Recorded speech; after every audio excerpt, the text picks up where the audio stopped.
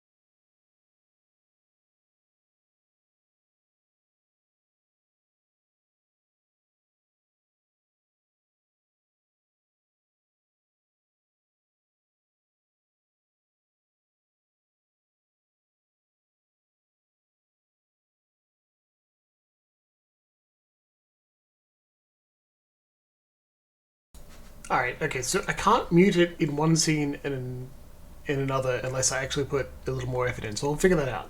It's not too hard. Oh, how dare you, Luxy. You people immediately noticing the problems the seconds after I do, because there's a delay. Okay, so, how is the sound? What do you think? Right? And I'll play the background music from Pillars now, and we'll see.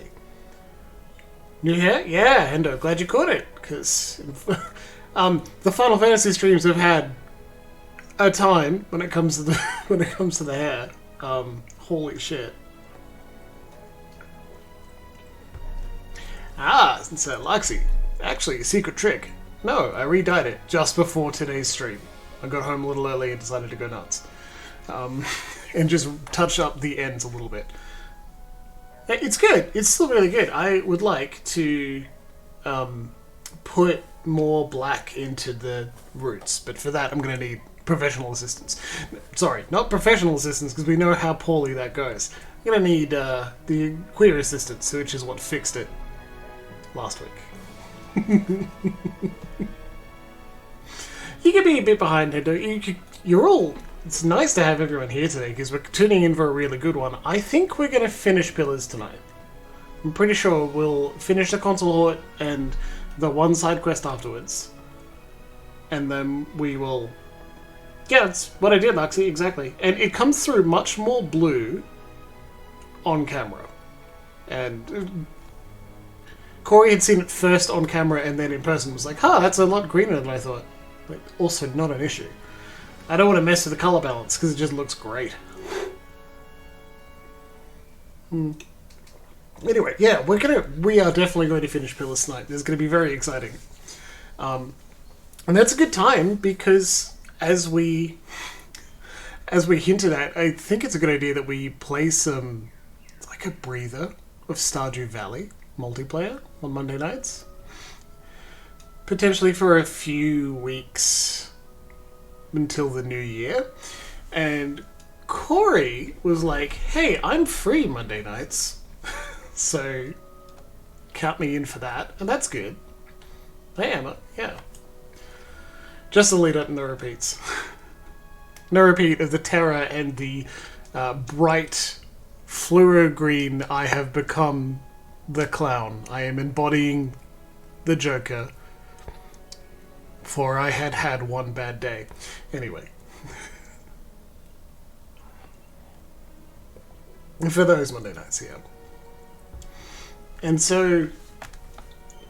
And I also remember, Hendo, you put your hand up to play Stardew with us, and I think that would be really fucking great. Absolutely. The only thing we'd need is... I will uninstall all my mods, which I have, for Stardew already, and re-downloaded the latest patch, which actually there has been a couple in the last few days. Not massive ones, but balanced patches, they're worth doing. Then we'll give that a try. Potentially next Monday. Likely next Monday. We just got to give it a red hot go tonight. Oh, there is one more thing I didn't do before today's stream.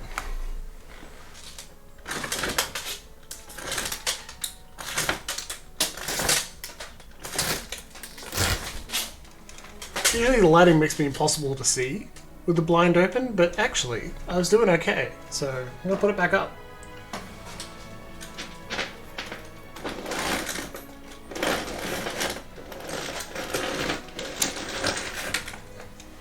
Riveting blinds action here on Twitch.tv. But, if I'm coming through okay in the tiny little monitor, tiny little video feed when we're playing, and you can still see a little bit of the outside world now, that's fine, right? You can't even see the weeds. Go us. Don't forget to shut the window. I like the window open, damn it. Yeah, the mods are great, absolutely, but I don't want to work out compatibility with multiplayer people. I will host and say, the game is in a vanilla state, feel free to join. That's easier than introducing the mod list and saying everyone needs to download all of these, make sure they're the same version, and check the same. Otherwise, we will have untold errors. Making that clear. Collaborating? Cooperating? Something. Ooh, sounds good, dead man. Yeah, nightfall via the Jimbles window. Clarifying, it's something like ensuring you're all on the same page.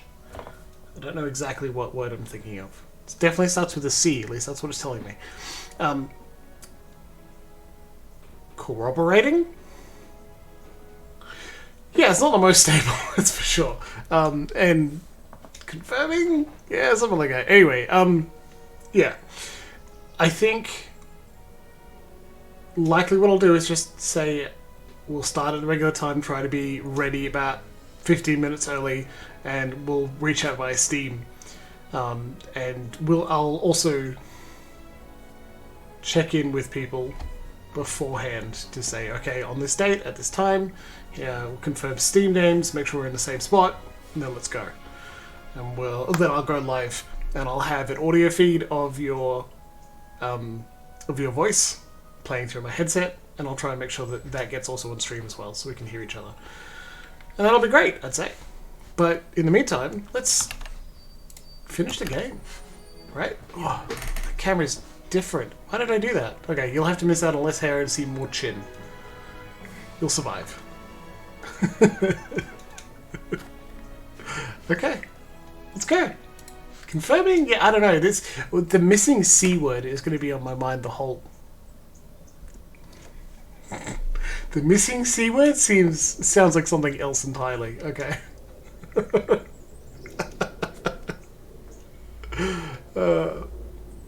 Yeah. You can probably also hear like the sounds of suburban Canberra from the window as well. I think it's annoying if someone is like using a chainsaw. I'll shut the window. I was able to turn the gain down really fucking low. That was the benefit, right? So hopefully you'll get less mouse clicks.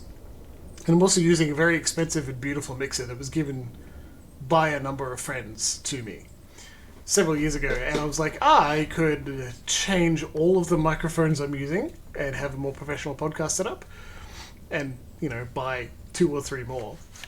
Or I could just do what I'm currently doing. And, I don't know, it was pointed out by a singing teacher. It's like, oh, yep, mixer is really good. And I'm like, well, we'll give it a try. I bought a very expensive new microphone and a new cable and a stand. So, like, you can't hear the creaks of the headset anymore. That's the point. Okay, so here's our team. Console Hort wrecked us last time. Hey. Quite quickly. Right here. So we're going to start the dialogue with Devil. Because she'll be able to use Shadowing Beyond and turn invisible when combat starts.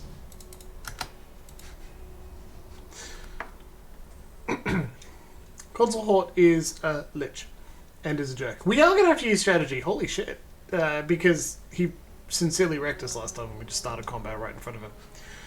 An emaciated figure hunches over a stack of books. As you enter the room, it rises, and you feel as though you can see each rib and vertebrae shift into place beneath a pale film of flesh. It turns, twisting wasted skin and tendons around its bones. 2 eyes burn from its angular, shrunken face. How far you've come from the silks and frills of your youth. Your kin would stand aghast to see you now. Console Hort's eyes glitter. What brings you to my study? There's an artifact here. I'm looking for it. A phylactery is no mere artifact. It is the repository of a soul and a work of sophisticated magic. The flesh around his mouth puckers. He cocks his head. And there's something you should know about sophisticated magic. Spells are fueled by ambient essence in the ether. A miserly trickle of energy that leaks from the wheel. He traces arcane shapes in the air around him. Because the medium is so poor, a wizard must normally focus his efforts on the runes and incantations that channel it. He tenses his narrow fingers. But imagine what could be done with a more powerful source of essence. A watcher's soul, for instance. His eyes flash. A rictus grin twists his lips.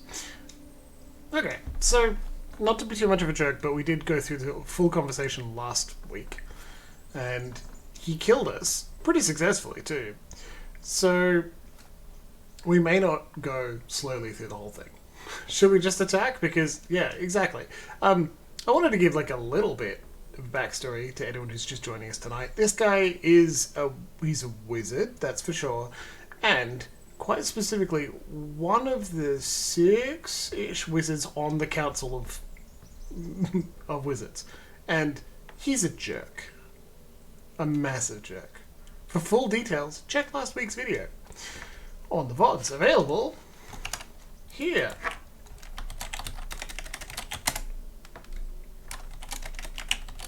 Come on. There you go. So, leave. I don't need to hear anymore. Where are you going? I'm just getting started with you. Dead man has a vote. He votes all the time for just, alright, I'm out. Just leave. And that's good. Okay, so combat immediately starts. It's not turn-based. What we're going to do is just activate Shadowing Beyond. And put our people into formation. Run. Now hopefully what this should do is get them to just run at us one at a time. Or at least not all at once. Cool. Effective. Looks good to me. I heard you. We've left combat. Now that we're in fast mode again. So... oh, he's just chilling. Just hanging out, having a good time. Don't even worry about it. Hey Slam, do you have another Rite of Shadow? Yeah, you totally do. Need something? We're going to increase everyone's stealth a little bit to get Aloth to be able to stealth. Nice. Because he's not great at it, generally. And we'll move a little bit closer, just a little bit, so that we can cast a damaging spell. Now we're summoning more than one at a time. Decent question, Jibbles. How about, instead of summoning more than one at a time, we just pull one of them? Right? So he left combat, but since it didn't deal damage right away... in fact, it dealt 0 damage to Steel Spine Megas. Wow. But at least it exploded and started combat. And now we should have only a few of them at a time. You're not getting... Jeez. Already, not in a terrible way, but dealing a bit of damage. All unoccupied quick slots are filled with for healing. I want healing. Just push back some enemies and heal some guys. Pretty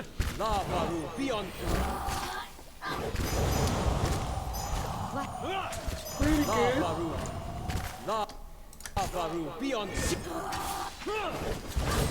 Taking down animated wands is a good idea to start right away because they deal a lot of damage. And we don't need them.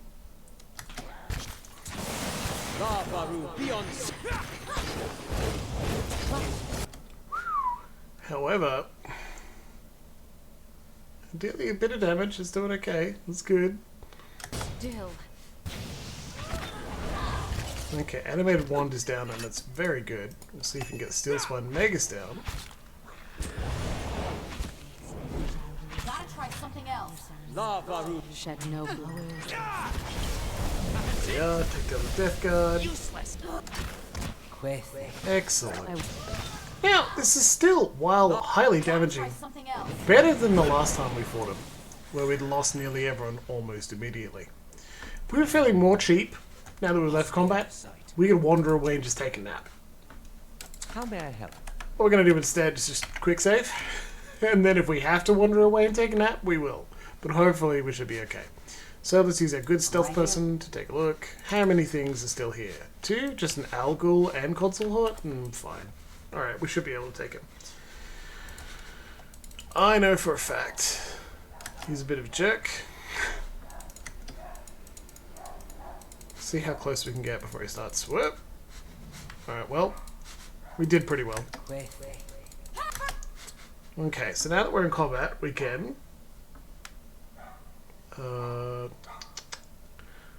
let's walk straight up to do a Withering Strike and then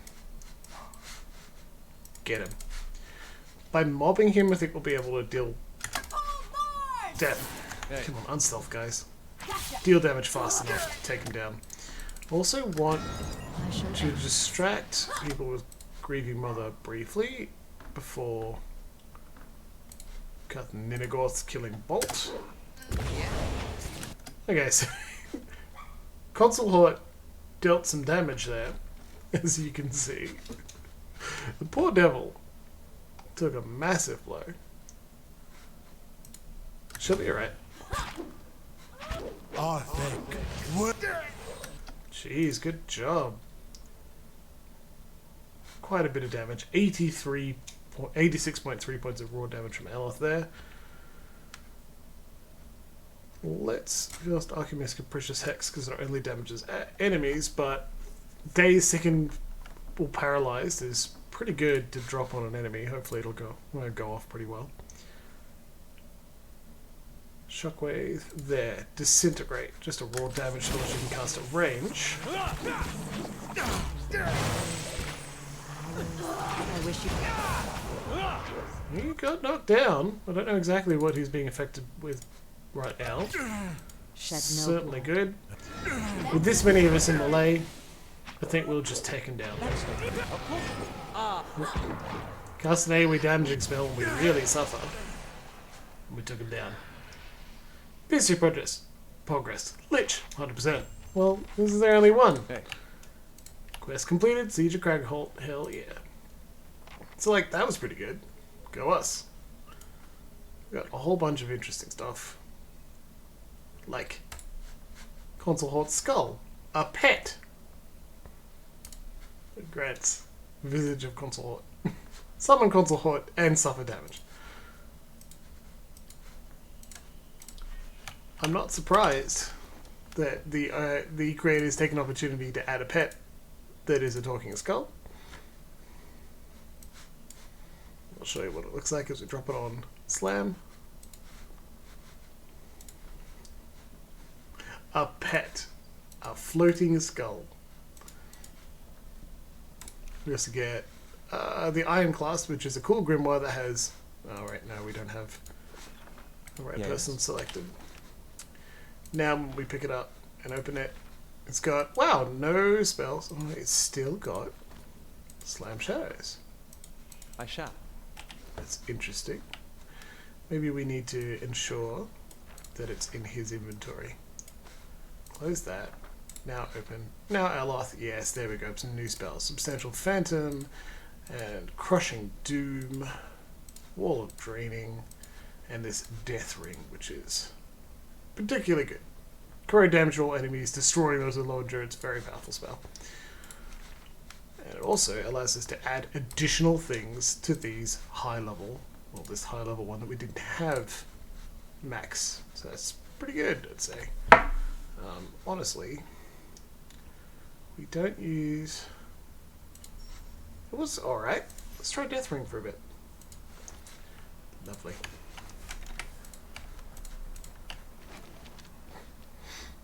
Missives of the Hand Occult. That's text for whale. A religious text. Of course. The shelves of this bookcase overflow with books, loose pages, and miscellaneous artifacts. Many of the spines you can see are scrawled with indecipherable glyphs, and more are completely blank. A proper search of this mess would probably take hours. Search the bookcase. You find a gilded box. It breaks apart as you open it and leaves you with a handful of pearls. Hours of searching leave your back aching and your eyes sore. You don't find anything else of value. Cool though. This book burns your hands when you touch it. The clay tablet is ancient, and most of the symbols inscribed upon it are indecipherable. This book burns your hands when you touch it.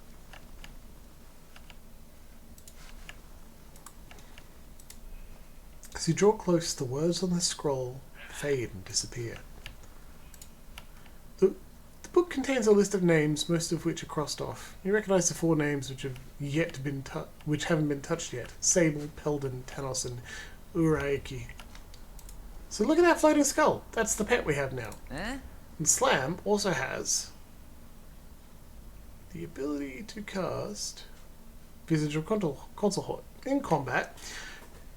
Who cast spells and suffer raw damage for the duration as the undead wizard drains their life force. Very powerful. It's again an obsidian lamp figurine. Oh, that is useful. Hey. The rust red figures on the scroll look as though they were written in blood. Let's search his bookcase. You find a bag in a pile of the you find a bag in a pile at the bottom of the shelf, and rips and spills gems into your hand as you pick it up. Neat.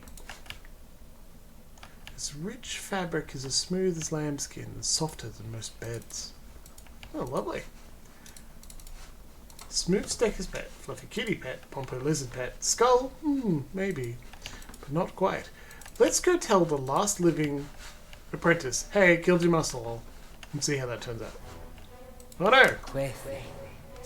Who could have seen this coming? My mind blowing.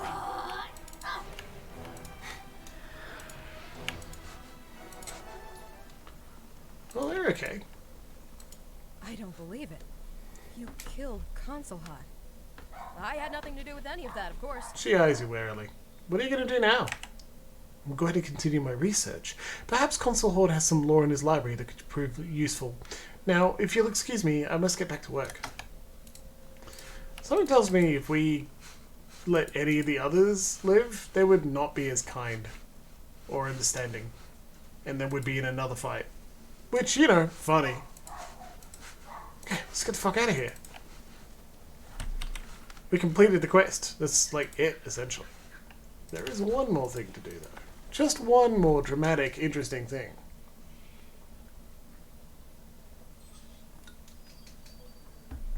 Remember how I said that these were expansion quests? You unlock the next one by going back to Stalwart and resting. And then, magic happens. Dramatic, interesting, hilarious magic. So we'll give that a go. And... God, that's a good waterfall. The game is beautiful, if... deadly. Age of Adventure expires. Okay, we didn't do the nameless, plotless, lawless adventure. L-O-R-E. So we'll go to Stalwart. We're taking that.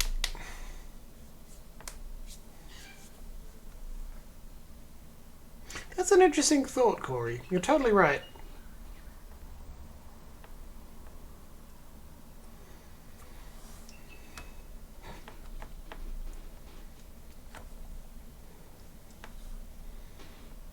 Pet Skull. It seems a lot more macabre than Pet Rock, that's for sure.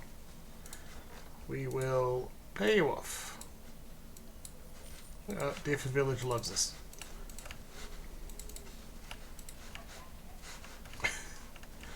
Well, thanks to Corey for the 5-bit donation.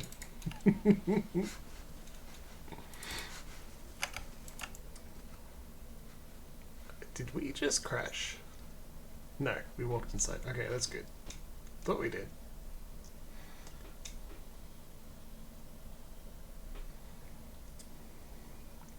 It's also like the skull is grinning and floating. Right here. And in combat, we can summon a visage of Consul Horde, and he probably complains at us too. Back to warm your hands, eh? Look at top quality. Bear pelts on every bed. Rest, and now when we go outside, there should actually be the next stage of the quest. Pretty sure. Like it actually completes, you know, because you can do that part with just White March Part 1. But then afterwards, it's like, oh, okay, well, that has ramifications. Or does it? It's certainly supposed to.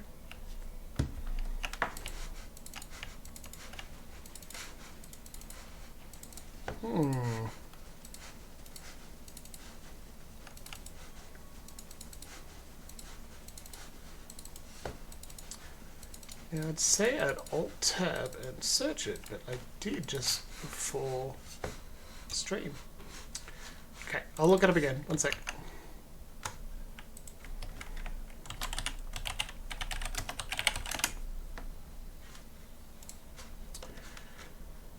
The next one, Phylactery's Promise. Siege of Crowd Halt, now on Flail. Data Session shows up in Stalwart, just to the west of Hammond's Emporium. Oh, there it is. Right here, everybody. Trudge. Captain Ogd. A few town guards stand arrayed around a sprawled corpse. One of them turns as you approach, giving you a nod. Got an uncanny sense of timing, Lord Slam Shadows. This one here's been after you all day. Amateur. That's me, very popular with dead.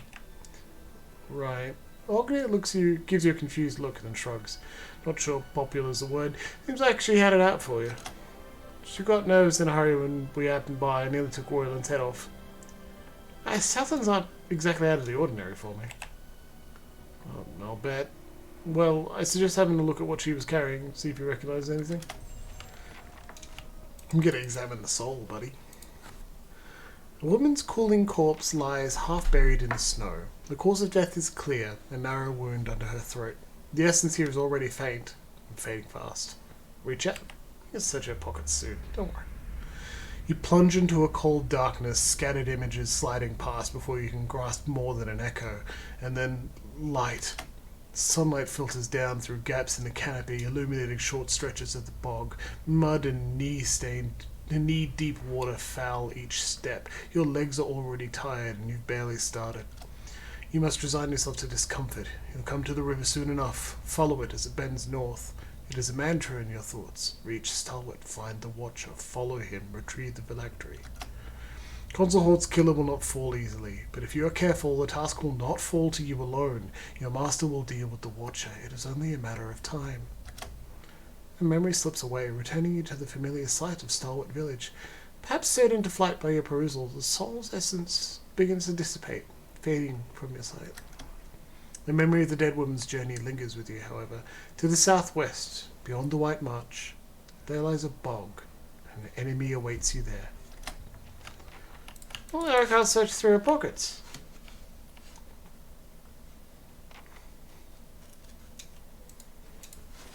Oh well. Morwick Inn.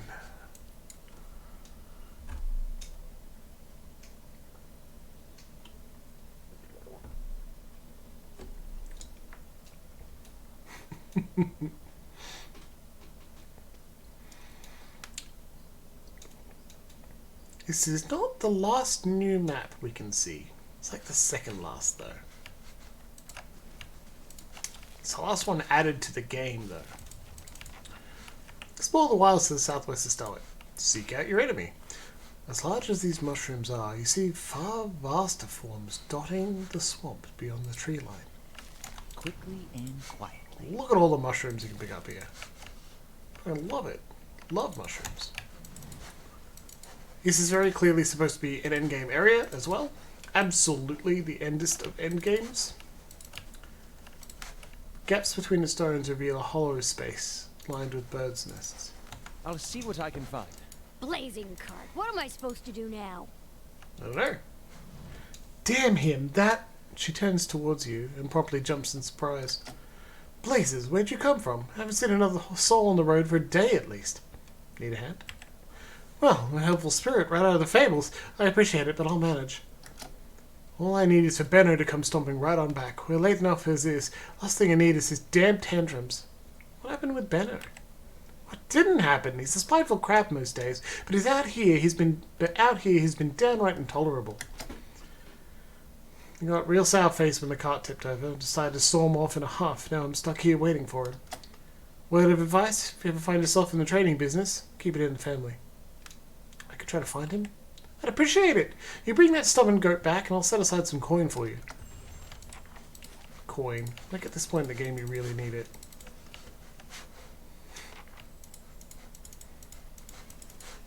I'm glad you can come to that conclusion, Larksy. And Corey, excellent convincing. Is Will of the Wisps just floating around? Bogbat! Look at him! Me too. Bog like a giant dank spore? Now that's gonna probably be a problem. Let's go! Lavaru, be on seek. Come on, buddy, you can do something. Lavaru.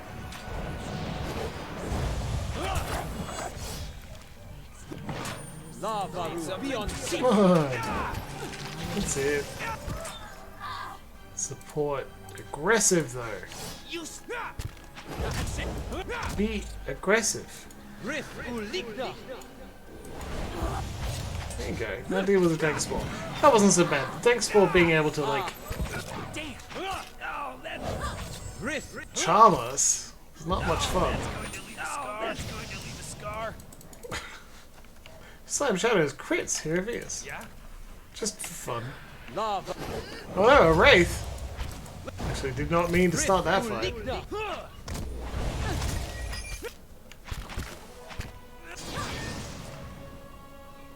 Interrupt on death. Luckily we're okay. The Unlaboured Blade. Wow, it's now terrible. -8 accuracy, -33% damage. Deal 1,500 damage to enemies with the Unlaboured Blade to unlock the next level. Oh boy. The blade appears to be coated with a dense fog, its shine no more than a memory. There are deep scratches across it now, and it seems that all but the softest materials leave their mark upon it. Blobs of rust are splattered across the blade and seem to spread from one moment to the next. They eat at the metal like a wasting sickness. The leather on the handles begin to slow off entirely, and it needs to be secured in the palm to ensure good grip before every use. 4 runes are visible along the blade. It seems increasingly likely that it is some kind of apology in a dead language. Well, if we're going to keep using that, we actually need to grind it. So, let's do it. Next enemy we find, we're just going to attack him only with Grieving Mother. Make some progress. Bogbat. All AIs off. Stillness. Me too.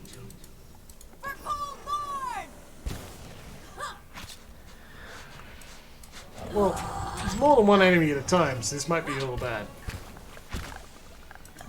Okay. Not getting through me. Quite as efficient in that circumstance. Let's do a knockback on everyone. Come on, come on, come on! Good.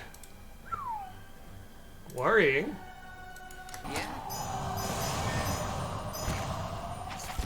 Get a little extra healing out on it.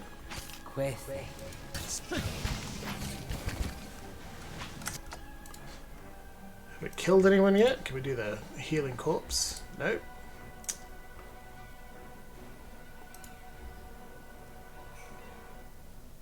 Can do the moonwell though.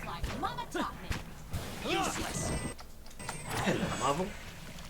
Being a good dog. I wasn't made to bend this way.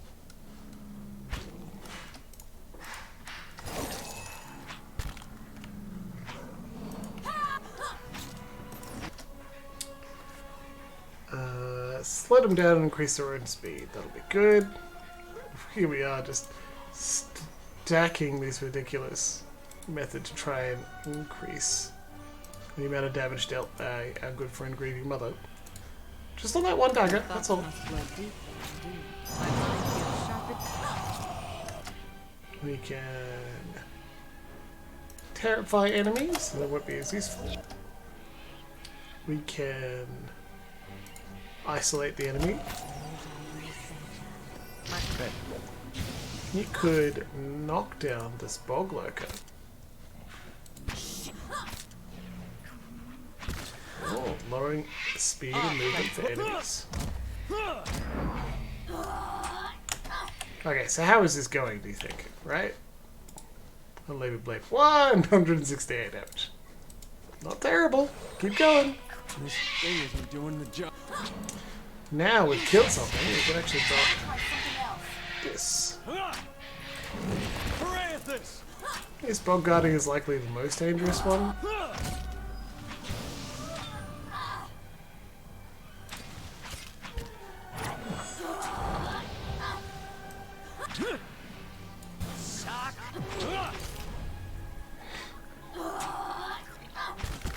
This is very silly.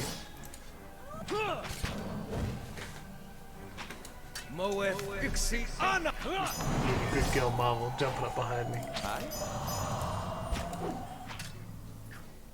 Leave it to me. There we go. Leave it to me. Keep going, keep going. You got this, devil. I know you're on 9 hit points. Actually, you are at 9 hit points. Crushed. Can you be rezzed? Yes, I think so. Alright. Otherwise, I'll feel very silly.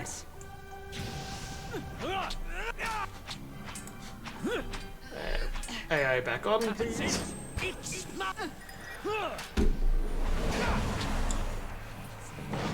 Lava beyond seek. Sealness. Me too.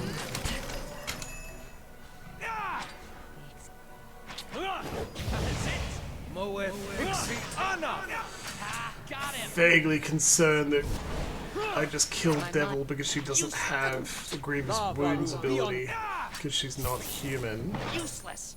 Well, not Kith. Strictly. Useless. We'll see. If so, I will load but won't make us run through that whole process again. Hey. She gets up! She has them maimed. That's the spirit. Nothing keeps the devil of Korok down. More dreams. Whew. I was quite worried there for a second. Means we have a quick save, huh? How did that whole process go? 212. Got more to do. Hey. It's about a 7th. He noticed movement amidst the mud and debris. Inside one of the broken crates, a young bat flapped feebly, pinned in place by a fallen plank. Pick it up. You gently lift the plank out of the way and pick up the young bat. It squeaks once, but seems otherwise content to peer out at the world from the relative safety of your hand. You've gained another pet, Bog Battling. When you're doing the quests one after another, it's like, well, you just got console hot. Grats. Now, enjoy your Bog Battling. I would have gone to inventory first. Yeah, Bog Battling.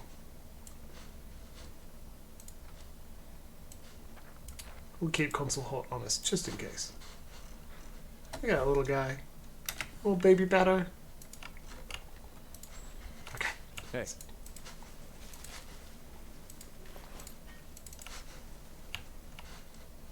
Right here. Quethe. Sealness. Me too. All AI off. It's just one ooze. She should be fine with this one, right? You got it.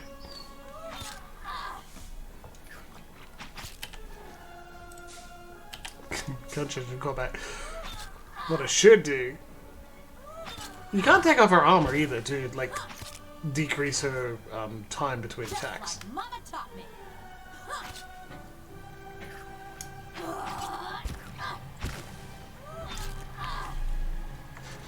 It's also that like the dagger deals such little damage because it is so broken right now. So it takes even longer. She's dealing one at a time sometimes. 15 for the piercing. That's not so bad. But we will get through it.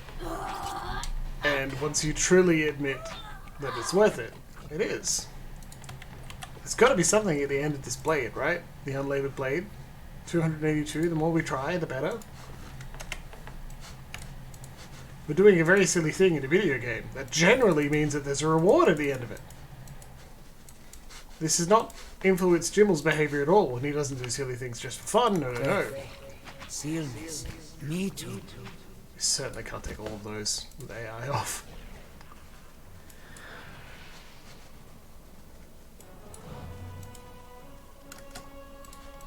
Might be able to take one though. Lava beyond seek. Here we go. A light. I do want to actually stay in combat. Lava. And if we don't finish Unlaboured Blade, we don't finish Unlaboured Blade. It happens. Risk uligna. Would be real nice to do it, that's for sure.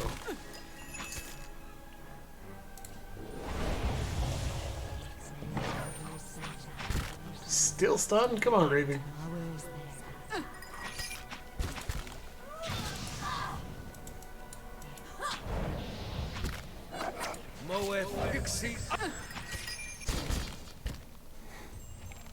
That's it. Okay. Everyone back off. Useless. Let's wait until the stunned wears off. Yeah, there we go. You're mine! Stun is also based on a resistance, like... Okay, and let's use this amazing healing. Oh, they're not leaving corpses, that's all we got. You can do it! Stabby stab! It's not like we could have ground this when we were fighting Console Hort. No way. 300, nearly 400, doing fine. Nearly a third of the way there. All right then. Take that, Pete sucker. I would be delighted. I know a few Pete's. It's a terrible joke. I love it anyway. Okay, where's our way through? Oh, sinking ruin. I heard you. What do you think? 1, 2, 12? Oh, alright. It's not so bad. Our favorite druid can drop some healing on you.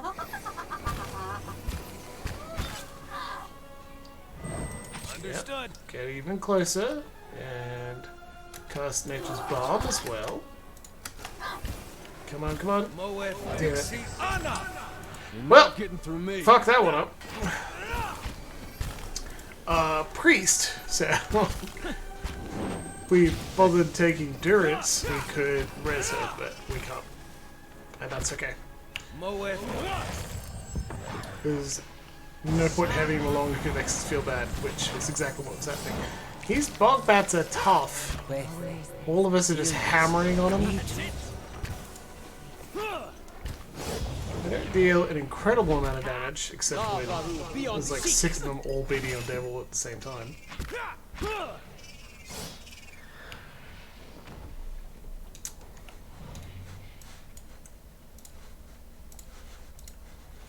Right.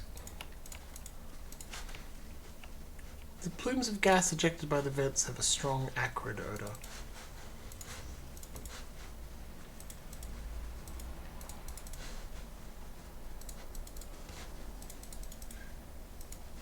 Beneath the water's murky surface lies worn engravings and ancient stones buried in the silt. Well, what is this? How many assassins do you think are here? Just one? Cool. Seal. Oh, come on. Alright. Accidentally selected the wrong person. That happens. Drop a Moonwell.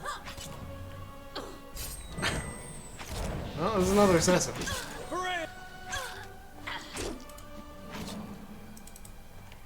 Didn't expect that to happen, but alright. Come now, when you're stunned, you can't do any. Let's do that one.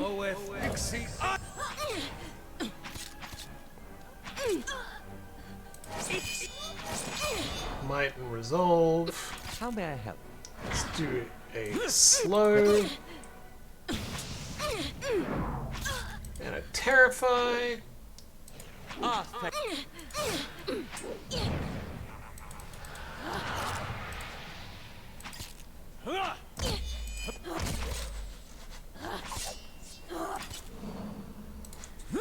Just do a knockdown on him.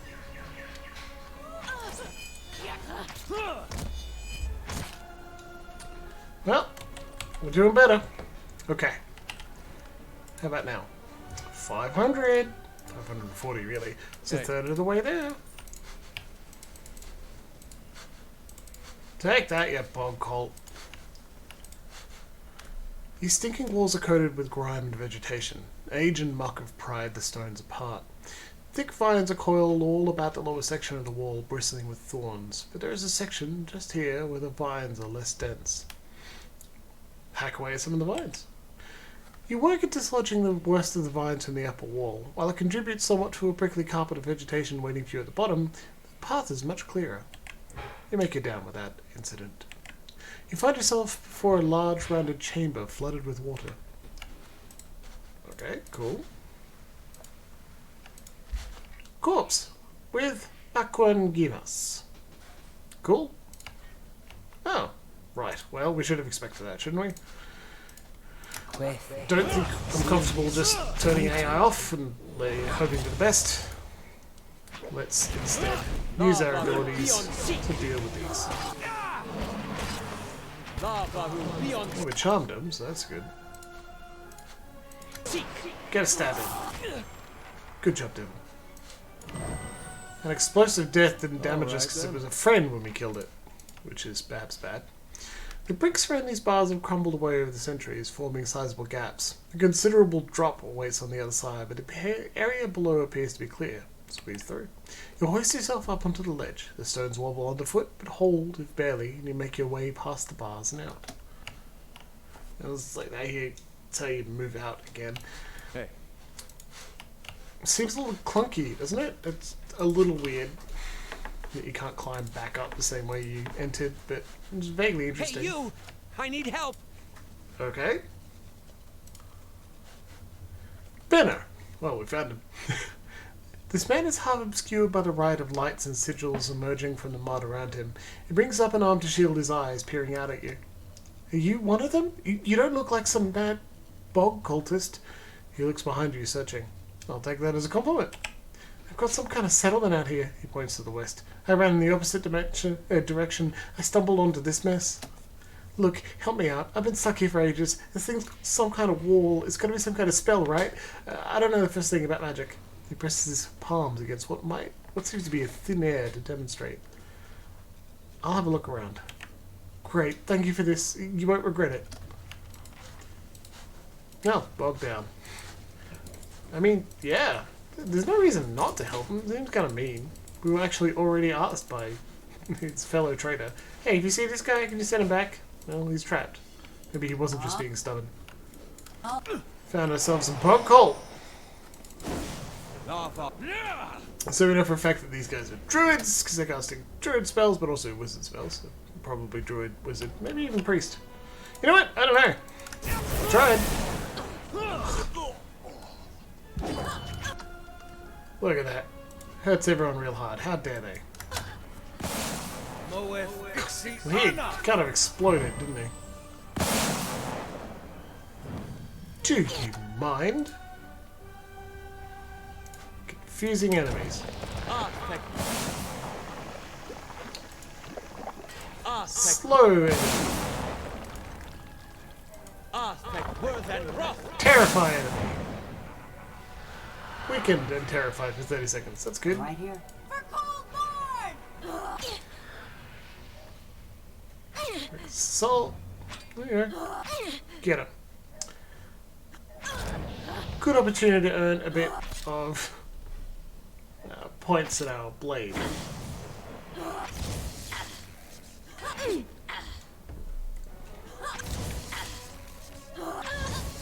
Alright.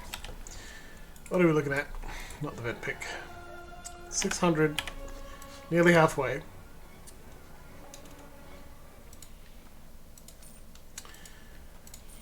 Uh-huh.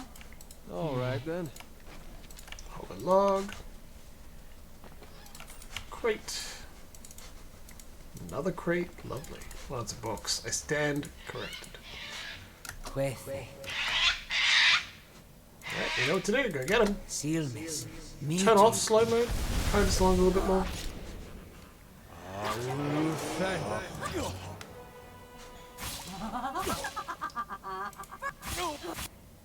Quethe. Sealness. Not sure why we left combat for a second there. That was a little interesting.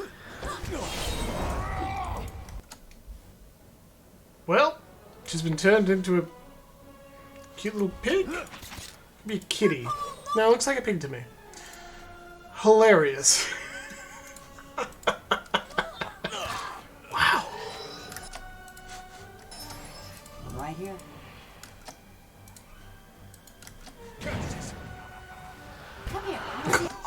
Did you see that? Cockatoo squawk? What are you doing? The barbarians just turned on Aloth for some reason? Absurd. What did Aloth have to do to you? He's done nothing wrong except confuse and terrify you.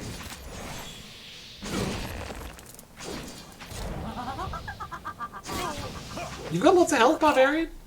I want this. We need to deal X amount of damage. 936. We're getting there. Hey. Pretty sure 1,500 is the last one. But Devil's taking a lot of damage, so health is going down, and that's worrying. Keeping an eye out. Because you take damage to both your endurance and health, and endurance knocks you out per fight, and health kills you. Oh, dead horse. Plumes of gas ejected by these vents have a strong, acrid odor. Do you really need to? Yes, we do. Let's see what we got.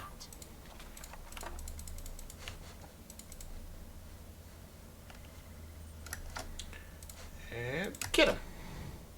Quick. Oh, there's quite a few. All right.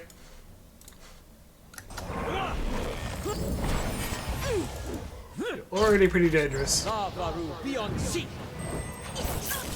That's good.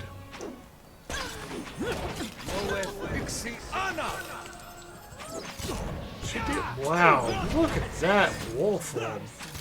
My mind goes sharp. Very dangerous. Get some skeletons out. Very good.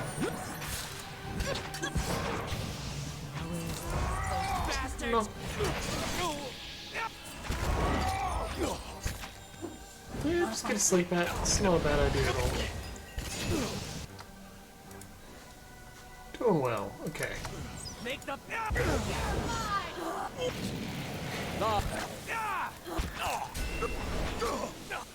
Well, beyond seek. that's what you get for being in a bug cult, I guess, right?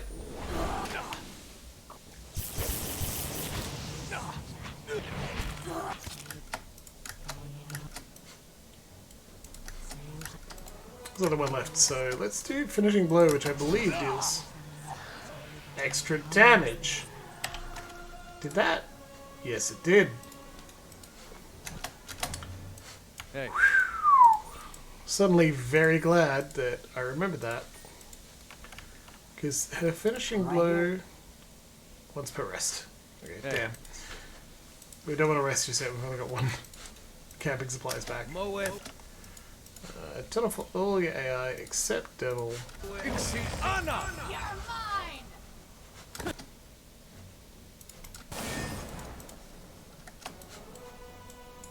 Formation, but Devil. And then we, as always, drop the moon well, so we get a lot of healing out.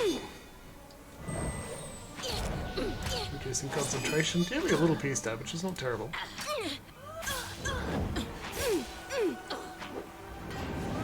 They're covered in bees!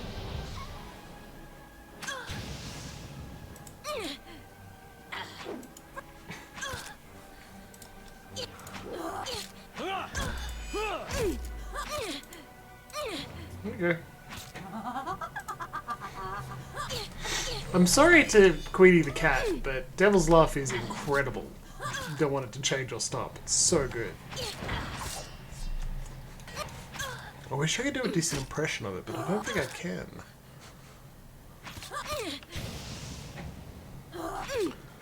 Also love that Slam just gets... There you go. Just gets phrases because he's chanting. There we go. Sure. I'm right here. How are we doing? 1, 2, 3, 0. Okay, Hey. a little bit more, a little bit more. You gotta see this. We do. Thank you, Devil. Queth. Sealness. Meet.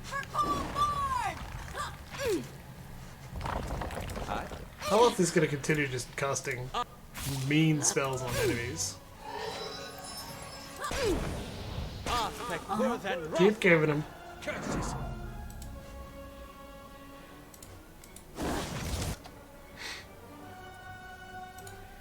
Now terrifying. Keep stabbing, devil. You got it. Let's stop. Good, good, good. How about now? 1297. Hey. I'm excited for it. You know, you can tell I'm really excited to get this last layer. And given how every other soulbound item has worked, gotten better over time. It's interesting to see this one that explicitly gets worse all the time. And you're supposed to stick with it. Well, devil is now a pig again. Attacks, pig. That's where your weapons go. Weapon, pig.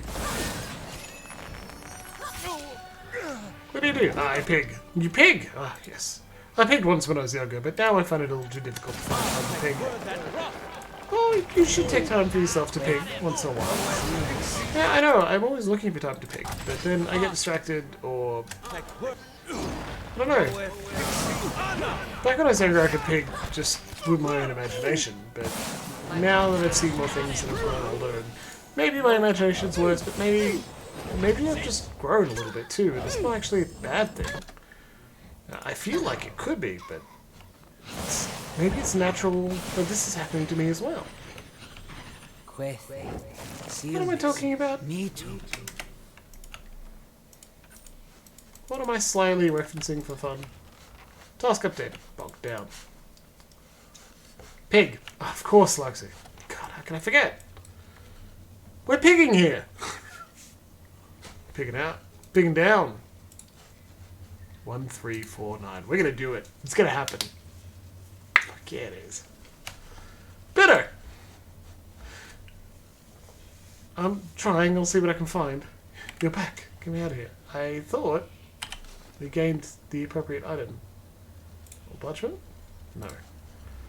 We'll put it here then. Blood is poison. Nope. Where did it go? Got a task updated message, that's all. But angry.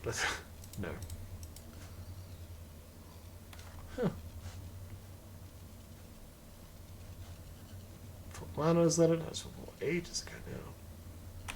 Okay, well, let's check the journal. Cancel the task. Find a way to free Batto. Find a letter referring to a ritual circle in the bog. It seems like this Batowin might know how it works. Okay, well, let's find Batowin. Hey. Let's go. Think he's somewhere here that we've, like, stabbed him to death, maybe? Oops, sorry.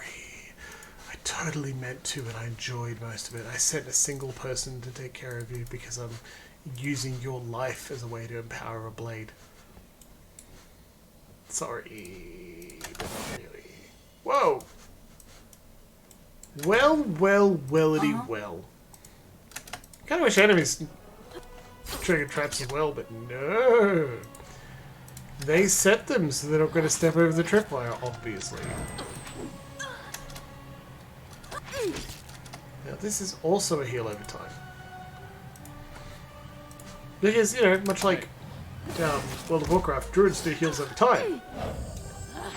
I mean, thematically that's good. If you need to set up an axis, one healer does instant, one does heal over time. It does make more sense that a natural-themed caster or healer would do heal over time. The old standard, it's just amplifying the healing that your body does, is a thought. Hey.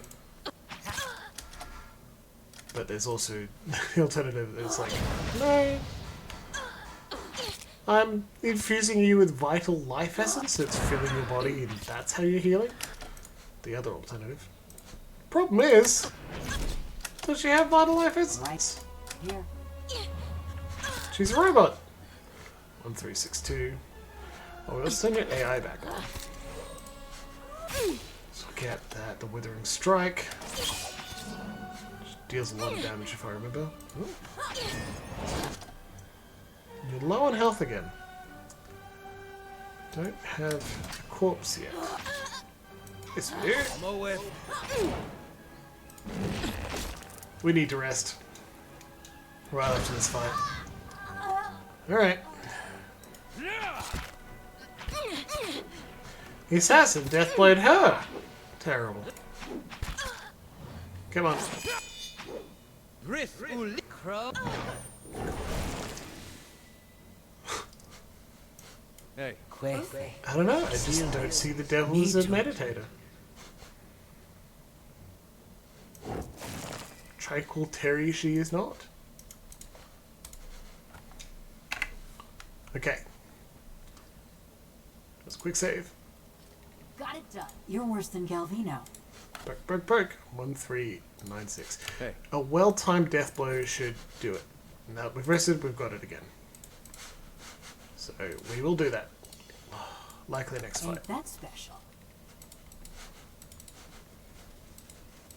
That's okay. We go there. We finish the quest.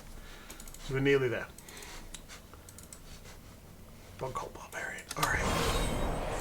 Eye off. And go.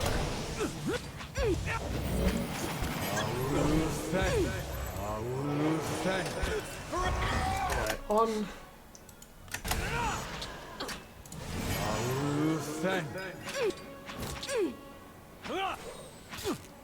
Death blow. Devil of Corrupt, 123 points of damage. Nearly there. One more death blow and we got it. Probably. Lava. Steal another. Let's have everyone just deal with the Arcanist there. That guy who's got a name what we're looking for. You deal death blow. 27. Well, that death blow didn't go off. Alright. I don't want to micromanage it anymore, that's all. Because it will get really boring for all of you. I just do want you to see the point behind this.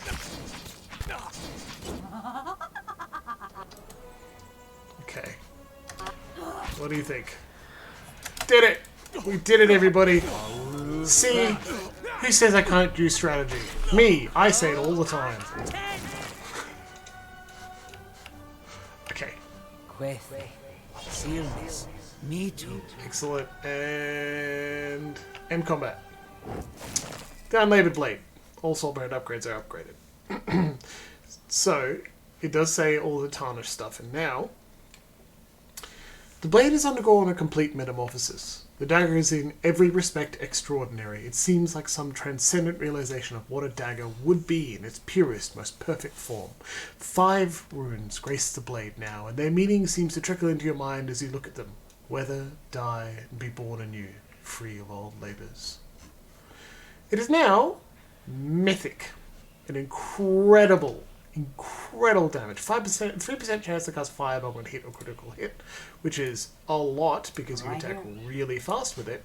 It does quite a bit of damage, 17 to 24 currently. 18 accuracy is really easy to hit, and extra 65% damage is a lot. 20% attack speed just by default. You can also cast Healing Chain and a Dimensional Rift. So you can stun an enemy or heal allies. Hey. Beautiful weapon, very useful, very great. Arcanist Treatise. Hey. Yeah, Camping Spies, excellent. And Battlewind's Notes. Crudely drawn symbols, lines, and periphery of a crudely drawn circle. In particular, set 5 has been repeatedly scratched. Well, let's free the guy from this thing, take a nap, and then finish this part of the game. Good timing too, as it is 8:05 and we generally take a break at 8:30. Now, I'll note that I intend to finish Pillars of Eternity tonight, so if we have to go a little bit longer, we will. That doesn't mean people have to stay up super late. You can always watch in the VODs, because our friends in the VODs, they definitely do count. Hey Benno, you're back! Get me out of here!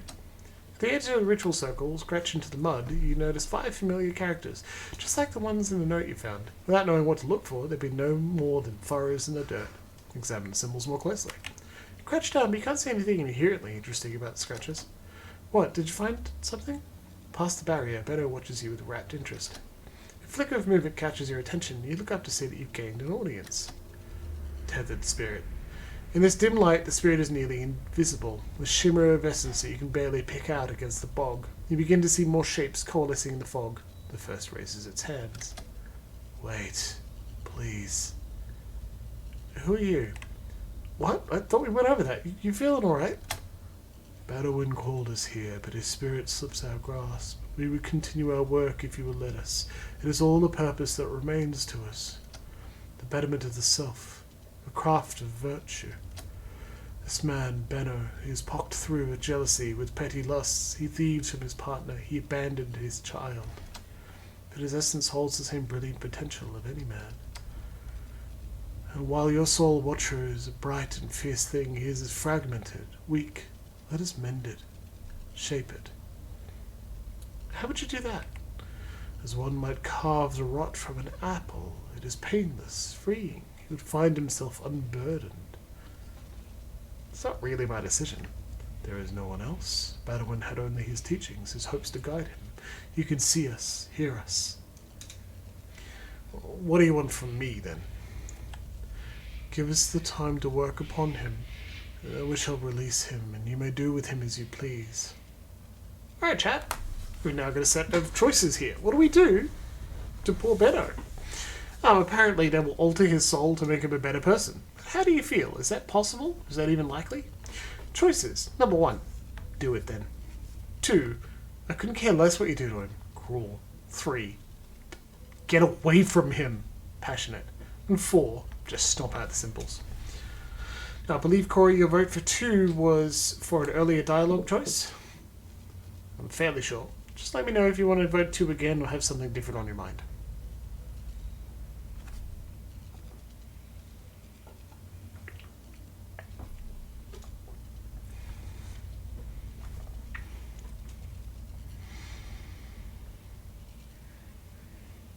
Let's do it.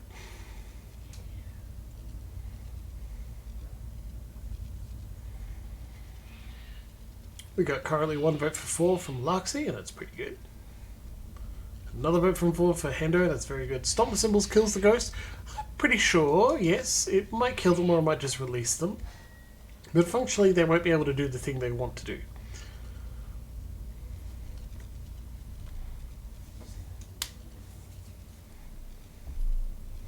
Three. Okay, that's nearly all of our common commenters here for tonight, so I'm going to hit 4 with 2 votes for 4. Let's go. Stomp the symbols. You see the spell barrier ripple, and Benno looks up in excited anticipation. But you sense too a sudden energy in the air, an upswell in the soul essence bound to this place. The gathered spirits howl in a thwarted frustration, and this time Benno flinches at the sound. Well, yeah, but you were being jerks. We're not going to just let you do that to someone.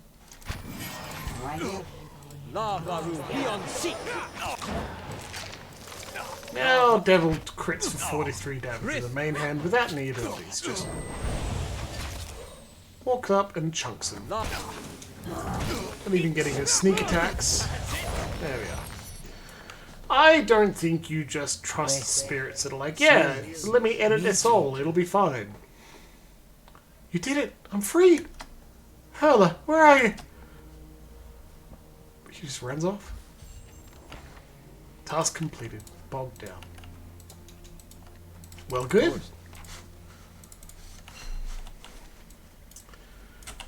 Mowick in. Run, run, run, run, run. Solitary mark at it. Quest expires in 3 days. From the eastern reach to Adir to Old Valia, people of all ages are manifesting a strange and distinctive mark somewhere in the inside of their left thigh. Oh ho ho. There appears to be no common link between the individuals, nor has it even reported any ill effects from the mark, but few think it is a herald of good things to come. Some well-travelled Valians have claimed that a not-so-secret society has taken an interest in the marked people and may have something nefarious in mind for them. Okay, who would I trust to examine people's inner left thighs the most?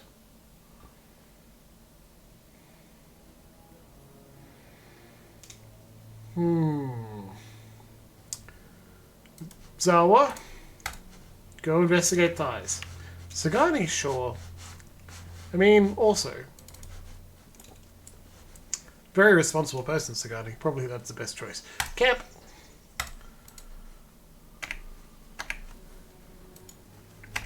Quick save. And through the hedge. Wall of thick vines arises from the mud of the bog. They grow in unnatural, twining cords bristling with thorns. Though there are gaps between the vines, maneuvering through them will take some care and time. Go on through. As you approach the vines, they shudder and pull away from you, forming a clear path through which to cross. You pass safely, only to hear rustling behind you as the vines bar passage, curling into a tight knot of thorns and vegetation. Who sent the assassin to us? You notice movement up ahead. A robed figure rushes forward, stumbling through the muck. He blows a single piercing tone on a signal horn. The sound carries through the bog, echoing up the cloistered trees and ruins. Beneath it you hear an ominous rumble, and the murky water to the north begins to bubble and pitch. A slick, scaly snout crests the water's surface. It is the only warning you receive before a massive beast rises from the bog in a shower of mud and bog water. The dragon shakes vegetation from its horns and lowers its head to set a keen eye on you. Wave. The dragon inclines its head. You think you spy a glint of amusement in its saucer-sized eyes. You notice a small, dark shape in the distance. You feel a sudden buffeting gust of wind from above as the shape grows. A winged silhouette descends swiftly upon the clearing. As the second dragon comes to a heavy landing, you take note of the figure atop its back, a woman with sweeping horns, garbed in flowing robes. She slides from the dragon's back in one graceful movement. 2 dragons, baby! The Watcher of Cadnua. I expected you'd find us eventually. Lengrath, another wizard from the circle. No offense, but if she's hiring, I'm going with her. I'm a little more surprised to find you're still carrying that abomination around. I imagine Consulhalt is better company without his tongue. I'm getting used to having him around. You could do better, I have to say. But I'm getting ahead of myself.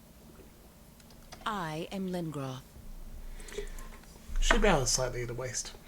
Use stats. Law 3. I thought Lengrath was a man. As was my predecessor. He too lives on in me. She We are all, smiles. you see, Lengroth. Lengroth knew something Consulhalt did not. The brevity of life should be embraced, not feared. Each generation brings with it renewed strength and saves us from stagnation. When his time came, Lengroth was willing to let go, to leave his memories and body behind. He entrusted the gift of his life force, his vibrant spirit, to a worthy successor. Consulhalt clung to his pathetic existence like a leech. And there are others like him, who would see all the world serve as kindling, if only their flame can go on burning. That seems a lot more reasonable already. Consulhalt's knowledge cannot outlive him. She looks at you pointedly.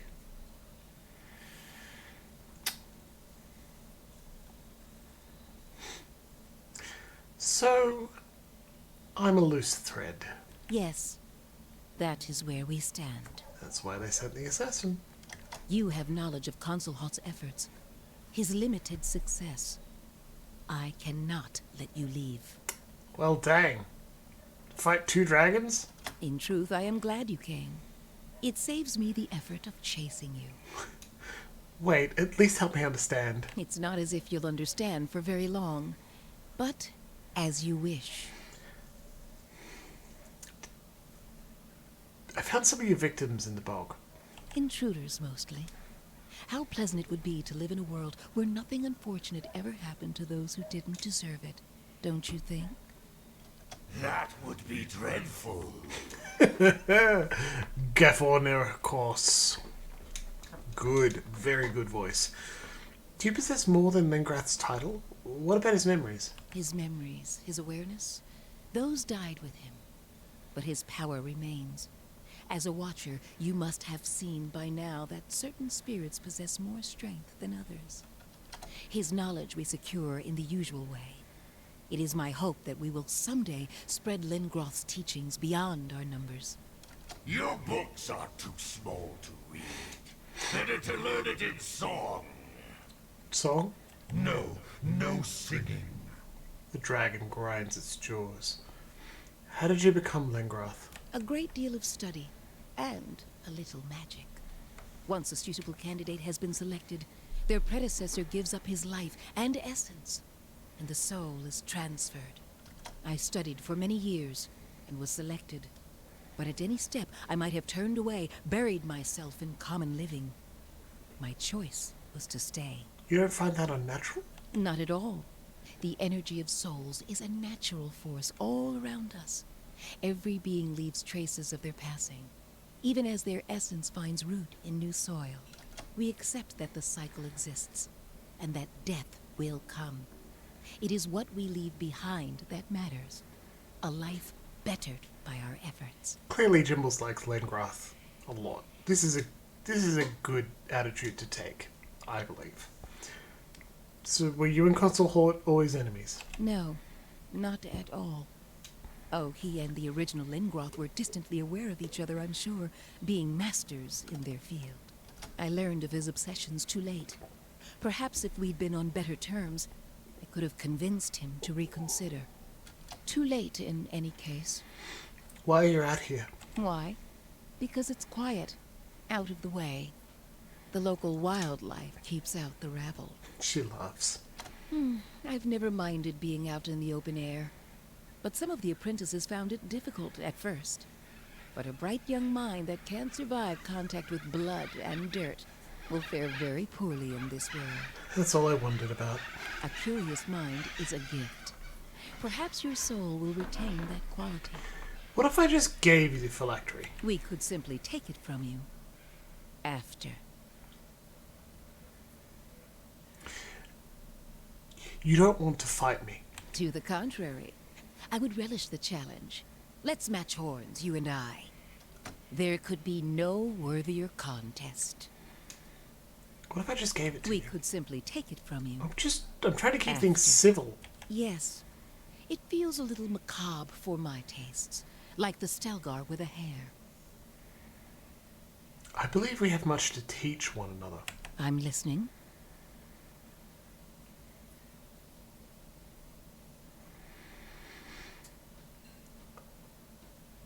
I'm not letting chat choose this one because there is a very large ramification in the sequel, and I don't want you to feel cheated. Let Jimbles be your guide in this circumstance. I'm going to follow a general precept of using our stats and be friends, and don't cause trouble for people who don't deserve it, especially as Corey said, friends, when dragons appeared. I'd like to continue that. Also, you fuckers never killed dragons. We'd have to kill 2 of them here. I'm a watcher. There must be something I can teach you. Careful.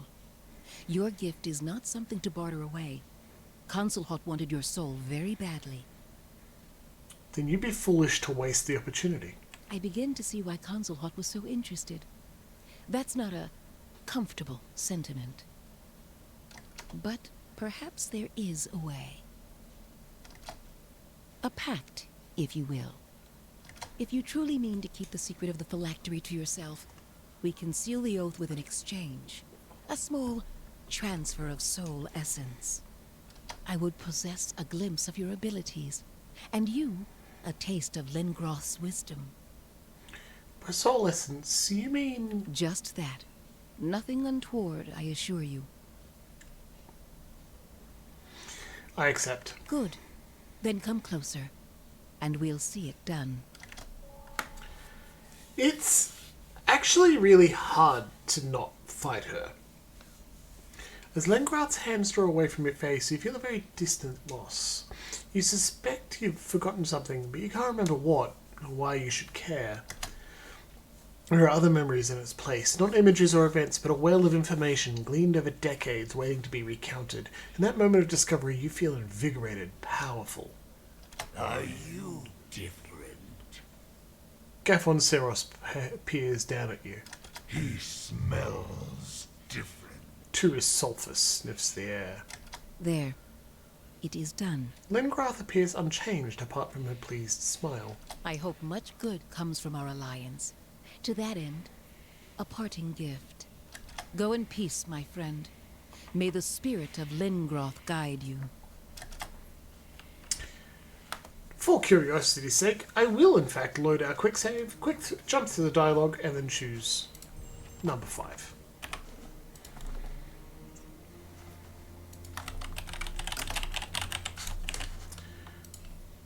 Nothing wrong with going ahead. I mean, yes, Hunterwood would be a lot of fun, that's for sure. No, I want to bang 2 dragons and an elf lady at once. Probably die. Funny, though.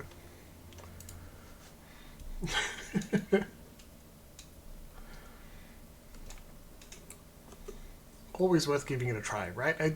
With showing off the game, it gives you multiple options and ways forward, but it's actually pretty hard to not choose it. That 17 resolve check was originally a 20 resolve check. And it's like, well, you got to be really good if you're going to swear on that. I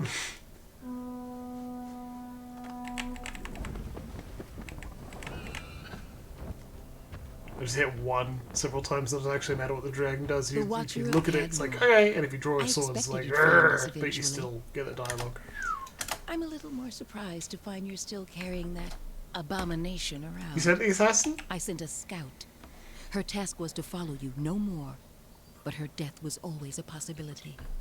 One she accepted. We read her soul and she said, I need to kill him. I am Lingroth. You're not old enough to be a Langrath. Even Consulhord had to resort to magic. A very different kind of magic. But you're right.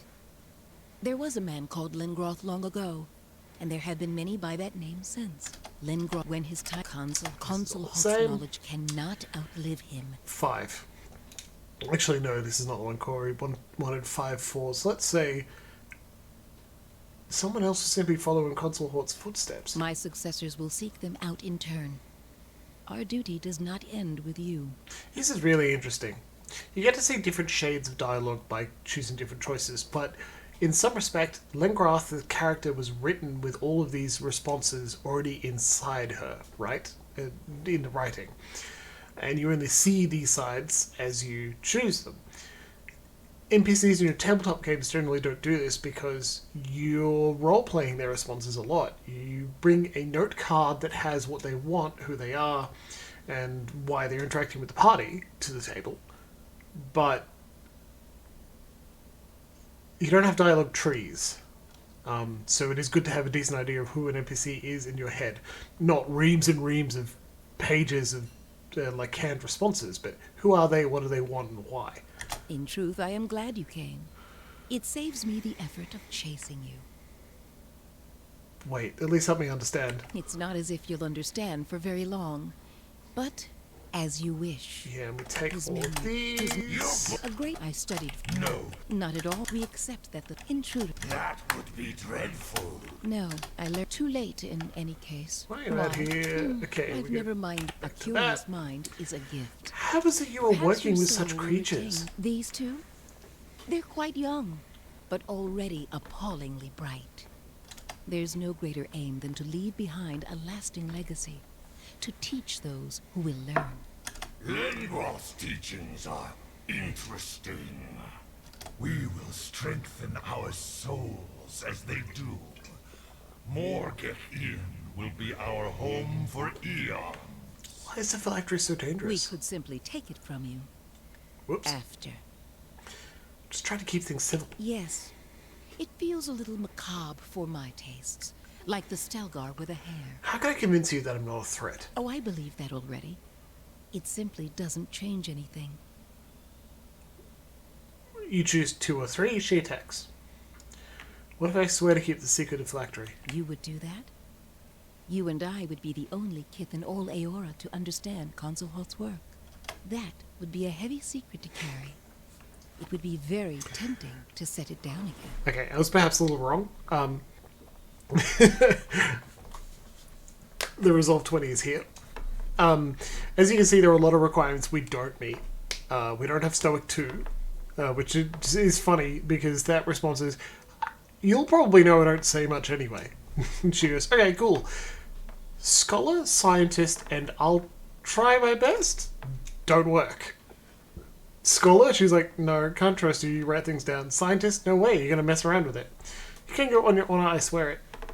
Because all 20 just lets you say, yeah. I absolutely swear I will not let it free. That's usually a worthless expression, but not in your case. This should be 3. Honest. Perhaps there is a way. A path. If Yeah, you I and would now we get possess this. good. Except we get the same result, so I won't load the save. We're okay. But if you have Deceptive 3, she simply Then I doesn't will go in- let you do it. She doesn't like let you swear a pact because she cannot trust you. Given some of our main, like, a lot of our, like, clever is one of our main choices for dispositions, but we've also got some of the other ones, like, benevolent is also one of our choices, but we've got some other ones that we didn't expect. Like, we've got Deceptive too. We weren't trying particularly hard, it just happened. So you gotta be careful. Honest slam and a factory to dealer incentives. Right. Let's finish the goddamn game. We're gonna go to the burial isle, we're gonna jump off and into the pit, and we're gonna finish the game tonight. Promise.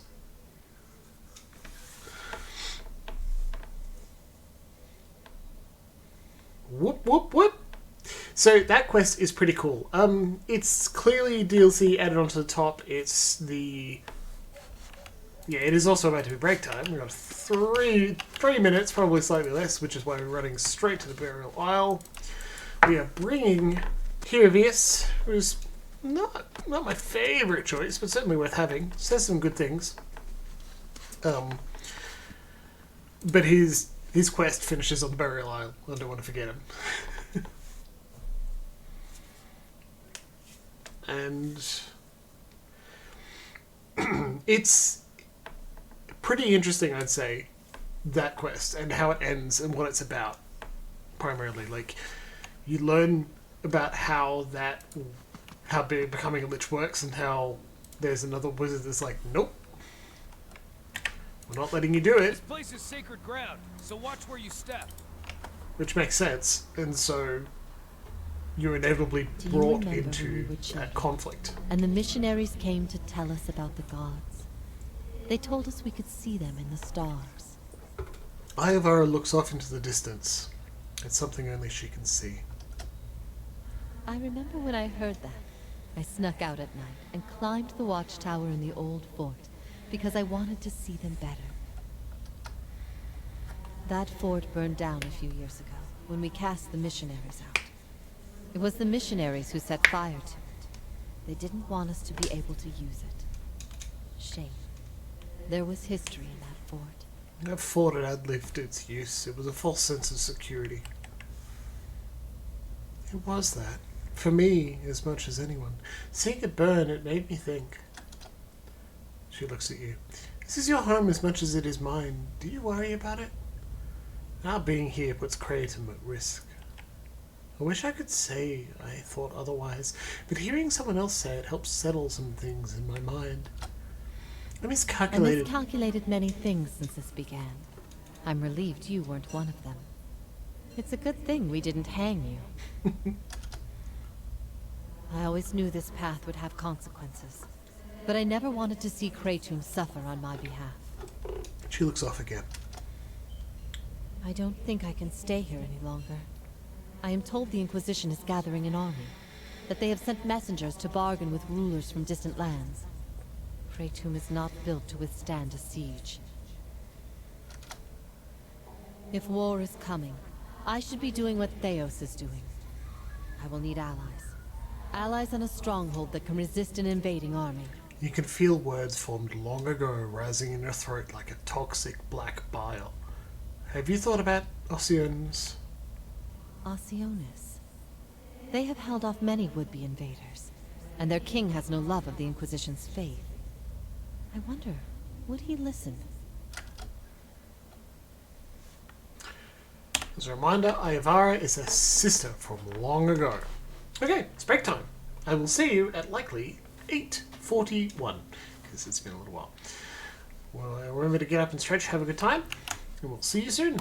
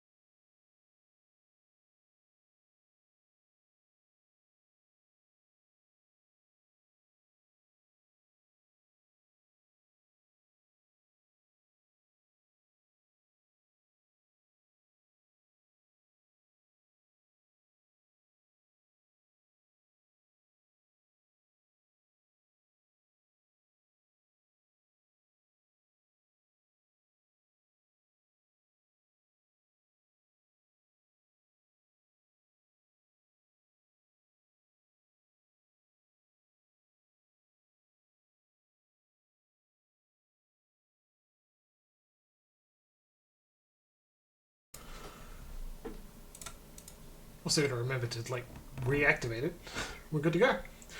Very quickly, today, just another beer because I've still got that beer advent calendar. This is an Old School by Wayward Brewing Company. Not a cocktail tonight. Not even a mocktail, as was suggested at some point. I'll get back to it, don't worry. It's just a lot of beer to drink. Oh no. Back to it, let's go. We're on the barrel aisle. So, just a refresher, Ivara is our sister from a long time ago. And they... Oh, Pigra. Oh, we can give him a go. Get him. Lava will be on.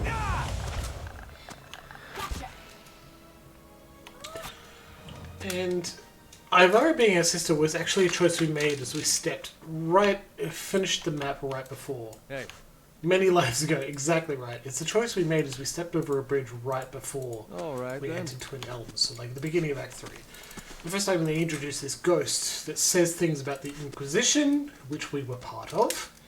And Theos is an enemy, and she talks about the gods. Yeah. Loot the body, steal some diamonds. That the gods really come into play significantly in Act 3 is not a mistake. Of course, they've been around for the entire game, and they should be, right? They're part of the world and universe. But that we were specifically talking to several of them right away. Last Blade of the White Forge. I mean, not anymore. This is not from the expansion. This is just last chance to get a good sword if you're not comfortable with the equipment you currently have. Hey, you're going to do all the side quests, you may need that assistance, right?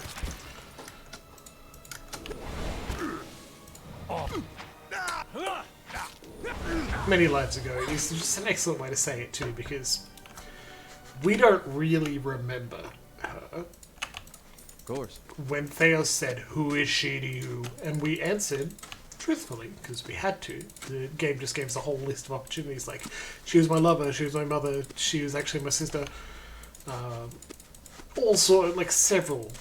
They become truth at that point, and I know I've mentioned that before, but I think it's just a brilliant way to write into your game choices that matter. You don't have to say out of character, what is it? You can say in character, what was it? And then tell your players, or the players, they need to answer truthfully. Mwah! Beautifully. And I think it would be good to, like, play it again, have that dialogue again, but a lot of it doesn't change anyway. Just once, every now and then, it will change a line of dialogue. This here is the end of your Versus quest. Standing proud and still, the armour before you is smiling broadly, showing several crooked and missing teeth. Sporting the physique of a man in his prime, his worn and weathered face appears too old for the rest of him. He is dressed in an assortment of stretched hides and furs assembled from a motley of animals. Dangling from his belt are a series of grisly scalps, braided lengths of human, Aderian, dwarven, and Orlan hair woven around finger bones. He slices you up with a grin, but his gaze quickly locks with Hiravius, and he tilts his head as he examines the Orlan head to toe. What do they call you, little one? You smell familiar, but your name is unknown to me. I am Hiravius, child of the Fisher Crane, adept of the Hawk and Ivy, wanderer of Eretha. Too formal? Hiravius steps forward and folds his arms across his puffed-up chest. His voice is loud and triumphant, though as soon as he's done introducing himself, he takes a step back and whispers to you, too formal. The man ahead of you clears his throat. A feline rumble comes from his chest. For a moment his hair stands perfectly at end. Hiravius, fitting. He holds out his right hand and flexes his fingers. Long black talons sprout from under filth-encrusted fingernails. He rolls his head back and inhales deeply, sighing with a smile at some perceived scent. Needed to bring friends with you? Hiravius, do you know this man? His good ear flutters as he turns to face you. Yes? His response is as much as a question as an answer. He smells just like me. I mean, not as musky and virile, but has that smell of Stalgar sweat and rotting leaves. Either he's bathing in my urine or he's got the same gift as me. Skaith then turns to you. His pupils dilate as he stares at you, smiling. Estremor, Look closer and you will see I have a work into his past while he remains ignorant. You allow your eyes to relax until your mind is attuned to the invisible hum of souls. The armor projects a dizzying display of red, gold, and orange. Autumn halos surround his massive form. Where his feet touch the ground, you see a network of roots and veins that trail from his feet and sink deep into the earth. Turning to Heravius, you see glowing roots emerge from his feet, appearing as mirror images to the tendrils radiating from Skathan. These roots of soul energy meet between the two men and then snake deep into the earth in one twisted root. You sense that these men have distinct souls, but only one shared past. The two men are a splayed fork in an otherwise unbroken line. The two of you share the same past, though you carry distinct souls. A shared past? Skathan scratches a patch of fur in his cheek. And an elegant analogy. Who it was in my last life was diminished by my cycle of rebirth, squandered so that this runt could have life. Runt? Heravius' brow furrows and he clenches his fist so tightly you hear a cacophony of crackling finger joints. It's not your soul, it's not exactly. His anger falters as he stumbles over his thoughts. What do you want with Heravius? Same as he was from me, no doubt. Completion. He exhales slowly. Completion. Eyeing Heravius as his nostrils flare. Galloway gifted us both with the stripes of a true predator. It's our purpose to erase the weak, ensuring only the strong proliferate. He mashes his fist together with a meaty thud. We must honor our god. He looks at Heravius' eye patch and shakes his head. My god. By doing as the hound demands, let us determine who bears the right to be Galloway's harbinger. Heravius, is this what you want? Heravius growls, his fur bristles, and for a moment shines with luminescent tendrils of yellow and orange. I asked to be a hunter, a regular hunter that gets invited to chase down dinner and eat its neck. I didn't ask for this. Hey, chat. 1 or 2. 1. Whale has led you to this moment for you to understand, not to whinge. Or 2, you asked Galloway for strength and you're angry that you got more than you wanted? What do we do with our good friend?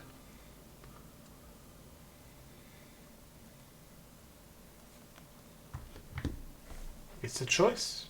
You should make it. Both of them kind of mean, like, let's make it clear, both of these answers are still kind of mean.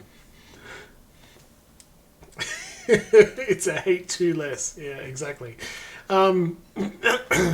I think clearly they're both supposed to make Heravius a little bit angry. Or more angry.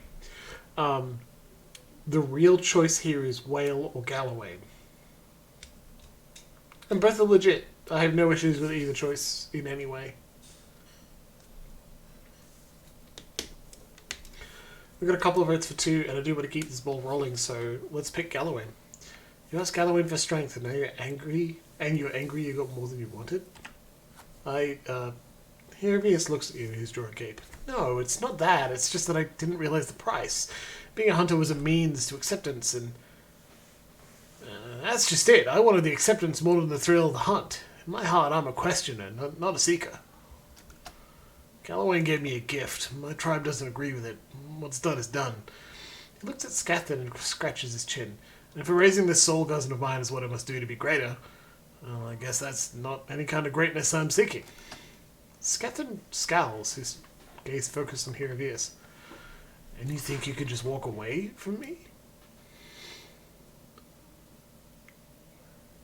Use our stats. You would face both an Autumn Stalgar and those crazy enough to befriend it? Skathan studies his opposition and slumps his shoulders. I would face the Autumn Stalgar alone, as Galloway intended it, but if his heart is not in the battle, then neither is there glory for the victor. He spits a bilious wad of phlegm on the ground. Scamper away if you need to run home and find your genitals. I will be waiting. Skathan turns away from you. Heravius stops mid-stride on Skathan's last comment. My gonads! Well, last I left them... Let him talk. They were in your mother. Is she still accepting clients at this hour? I'm sure I could spread her open, and Skathan leaps into action.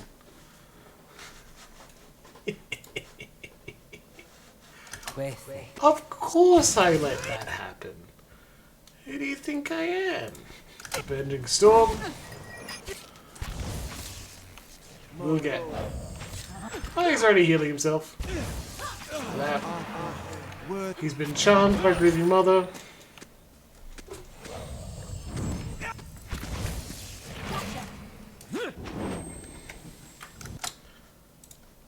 Shift into Autumn's Delgar. Finish the attack on Scapton. No, not heal, attack.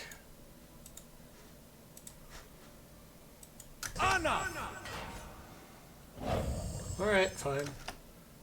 Now attack. Get him. In fact, everyone, walk away, turn off AI. You, turn yours back on. Get the attacks. Yeah!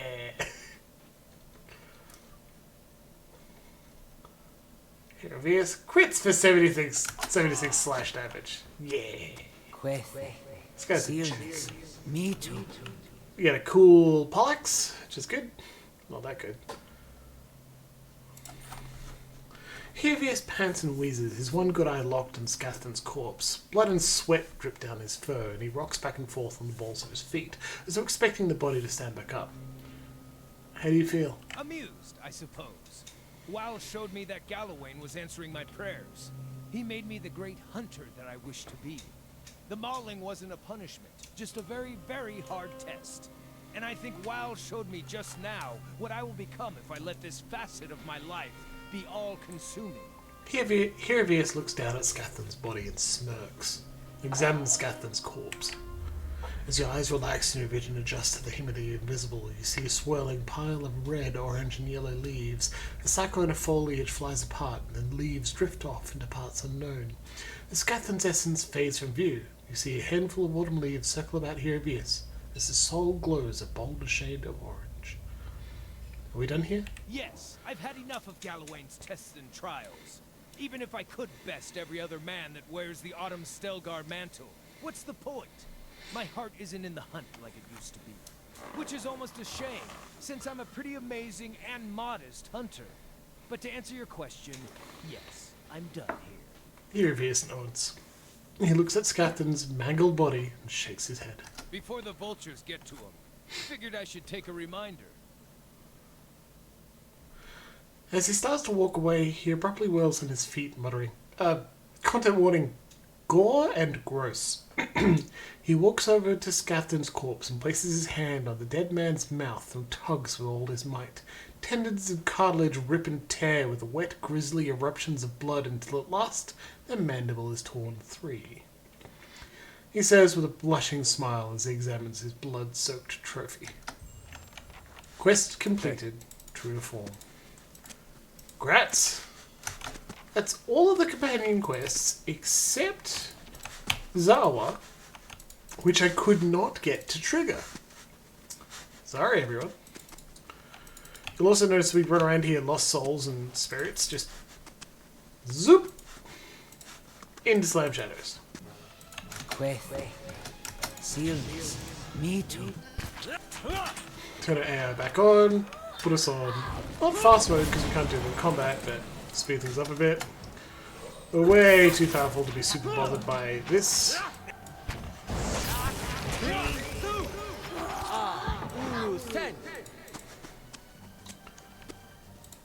I don't actually know why I'm looting. We don't need it anymore.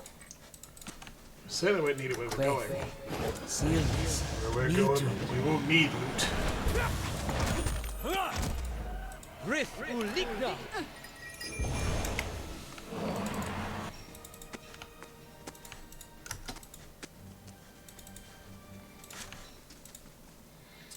It's good. Just keep going.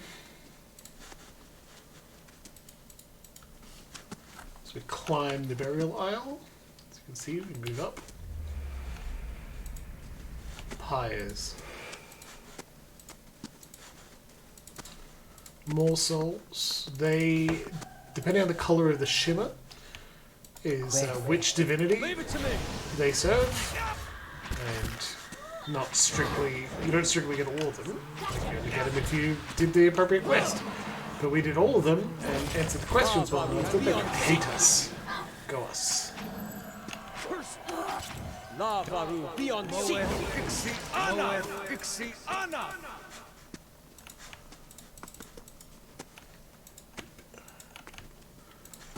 Love the loot, gotta have the loot. There we are. Bone pile. Law giving of perception, of resolve, of dexterity. +2 law is pretty good.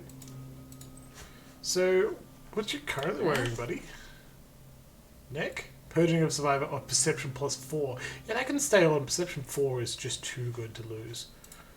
But I think you can have an upgrade.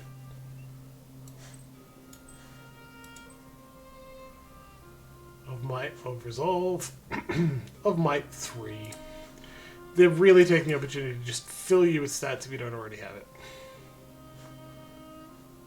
You've got a might 3 belt, but instead we can give you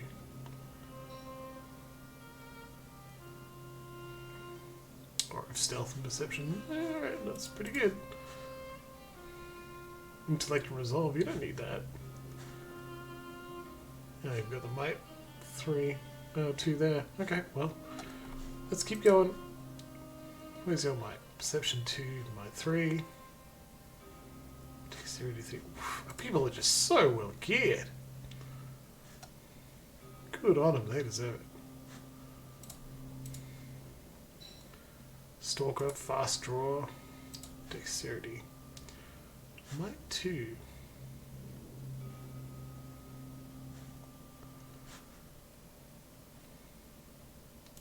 Yeah, that's a ring improvement. This, which one gives dex? Yeah, now we can replace the belt with that. And replace the boots, not with speed. Boots are speed. Excellent.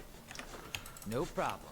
Now, I'll just show you what happens here. You venture through a doorway into a dim passage. The air is still and musty. Light filters through the collapsed ceiling. A pile of stones and rubble blocks the way ahead. Examine the pile of rubble. Unless the stone debris looks unstable, the floor here slopes down the passage, however. Were you to loosen the pile, the debris would probably roll away from you. Clear the rubble with a pry bar. You weighted your pry bar against a large stone and put all your weight into it. You have dislodged the boulder, and it rolls free with a heavy groan. Whoops, I skipped something. Sorry. Light breaks into the tunnel up ahead, growing brighter as you continue. Soon the passage ends, opening up on the shores of the burial isle. Ah, you lose an item. Pry bar. Other slabs and chunks of debris break away. A massive pile creaks and rumbles, finally tumbling harmless away from you down the passage. So it's a shortcut, but if you use it from down here, you get hit by a boulder. See? You get hit by a boulder on the way up. It's pretty funny. Where do I need to stand to view this? Give me the lore, baby! A towering stone creature is cold and slimy with fungal growth. Its horns look sharp enough to saw through lumber.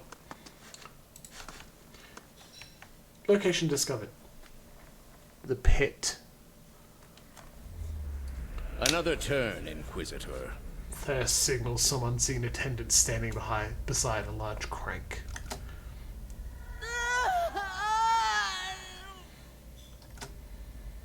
I ask again, Jovara Ixensios, do you confess to these heresies of which you stand accused? He waits, but Iovara only stares straight ahead, her face stony, the creaking of her restraints the only sound. Do you confess to apostasy? I confess to renouncing a mistake. She opens her mouth to speak, strands of thin spittle spanning from one lip to the other like spiders' threads. Do you confess to conspiracy against the one true faith? I confess to opening minds. Do you confess to false prophecy? I confess to following a false prophet. Indeed. And where might we find this heretic? Theros pauses, his eyes narrow. He wears the robes of a Grand Inquisitor. You have no followers here, heretic. Your lies hold no sway in the court of the penitents. Theos purses his lips. Only my truth, then. Iovara seems to look directly at you. Another turn. Theos nods to the Inquisitor at the crank.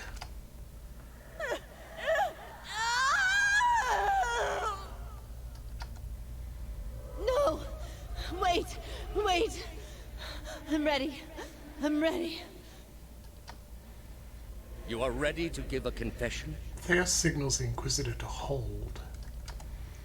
I am ready to hear one from you. Iovara gasps for breath, gathering up what little strength she has left to speak. Theos shakes his head and points at the Inquisitor, and the scrape and grind of rusted gears echoes in your mind as the apparitions fade away. You get to the bottom, holler up here. Let me know if it's safe. Save. The last quest you have. Leap into the pit. A solitary mark. It was difficult for Zawa to track down the cult that had taken special interest in the marked people over such a large area. Eventually, Zawa managed to rout a small cell of the cultists and discovered a wealth of incriminating documents. The group called themselves the White Flame, believed that the marked individuals were meant to be vessels for a reincarnation of Aethys. The cult had started kidnapping marked people and taking them to holding areas for observation and experimentation. A map that Zawa discovered laid out several of these cells as well as new locations that they intended to target. With the assistance of the shield bearers of St. Elga, Zawa was able to raid one of their strongholds in the Seathwood. It's unclear if the power of the White Flame is truly broken, but the abduction stopped shortly after Zawa's intervention. Martyr of Constitution 3. Well, that's good. You jump into the pit, you end Act 3, and you cannot do anything else in the game. Great pit lies in the shadow of the statue of Worka. No light from the surface reaches the bottom, but even so, you catch flickers of ghostly glow in the depths. A wind from the pit buffets you. It isn't cold, but it raises goose flesh along your arms. The wind carries a whisper, low and sibilant. As you look into the pit, souls gather around you. They encase you in a cloud of essence that swirls around your body while you consider your next move. Leave! I didn't show you the statue of Worka. I think I should. Right? Every wrinkle and boil carved into Worka's statue looks painfully familiar. Leave. Rest. Okay, we've stalled enough. Jump into the pit. You guys love pits. You fucking love jumping into pits. Let's do it, baby. Gotta love the Mets. Love the Mets, baby. Jump into the pit. You jump, trusting in the promises of the gods and the power of the souls to bear you safely down. A sudden drop takes your breath away, but the souls catch you, encasing you in a shining, thrumming aura. But while they slow your descent, you can still feel that you're falling faster than you should. The essence flowing around you is strong but chaotic. You find yourself drifting toward the wall. Mind the wall, slam shadows, that'd leave all kinds of marks. Use stats. Resolve 16. Take control of the souls to guide yourself to safety. Concentrating, you focus on the essence around you and knit it together in your mind. Or what was a jumble of souls becomes a single entity, coordinated and purposeful. It steers you to safety at the center of the pit. You manage to spread your arms and legs into an X, steadying your position and the rate of your descent. You reach the court of penitence, millennia-old stones safely under your feet. Your party is considered high level for the content in Act 4. Standard, please. Love a good pit. Okay. Act 4 begins. Congrats. Act 3 is slightly shorter, as you may have noticed, but not that much shorter. If you do not have any of the divinities on your side, by lying to them and saying yes, we'll... like an eternity, your rapid descent comes to an abrupt end. You remain still for a moment while your heart settles and your eyes adjust, breathing in stale, forgotten air. Before you, a narrow and eroded walkway becomes faintly visible in the dim light.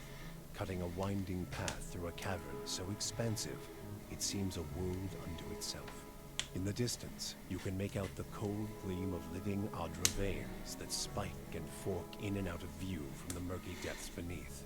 Their glow a faint and fleeting guide along the ancient trail. You look above at the opening you jumped through, now barely a speck of light like some distant star alone in the cosmos and forever out of reach. Your only way lies ahead. Okay, you jump That in. went better than I expected. I think that statue of Woodaka was watching us soil ourselves on the way down. Everyone all right? No shattered knees? Good. Just me then. This place is cursed. Looks like all my parts are still moving. I love that it gives you dialogue with every person. That's every companion. That's really important. Good on them. I love that it still gives you random coins. There's no reason to have them. Okay, as I was saying, got interrupted like 6 fucking times. If you do not have any of the divinities on your side by lying to them or by agreeing on them, you die. The souls do not carry you. You bounce against the wall. You slam into the ground. You die. There's no way around it. It's very funny. Yeah, good job, Deadman. Very funny. Millennium's worth of dust fills in the cracks and crevices of this skeletal relief. Location discovered. Soul Adra Prison. 150 experience earned. I always forget that there's combat here. It feels like they just want it to be a full act. Now, I've said multiple times we're finishing it tonight, but it also is like, Act 4, let's go, baby! Act 4 is not long. I think it's like 3 locations. It's good at the game to be like, hey, you're high level, do you want slightly more challenge? But as Luxy said, we like to be high level, please. I shall deal with it. Very droll. Good timing, Aloth. The pillar tugs at your essence. The pulse from the world itself moves through it. I know why you can loot them here. You can use it for enchanting and crafting, which I never got around to doing. Not that much. It's just one of the things I do not show off in the game, because I don't do crafting. An Adra animate is actually the first time we've seen it like this. Pretty sure. Which is dangerous.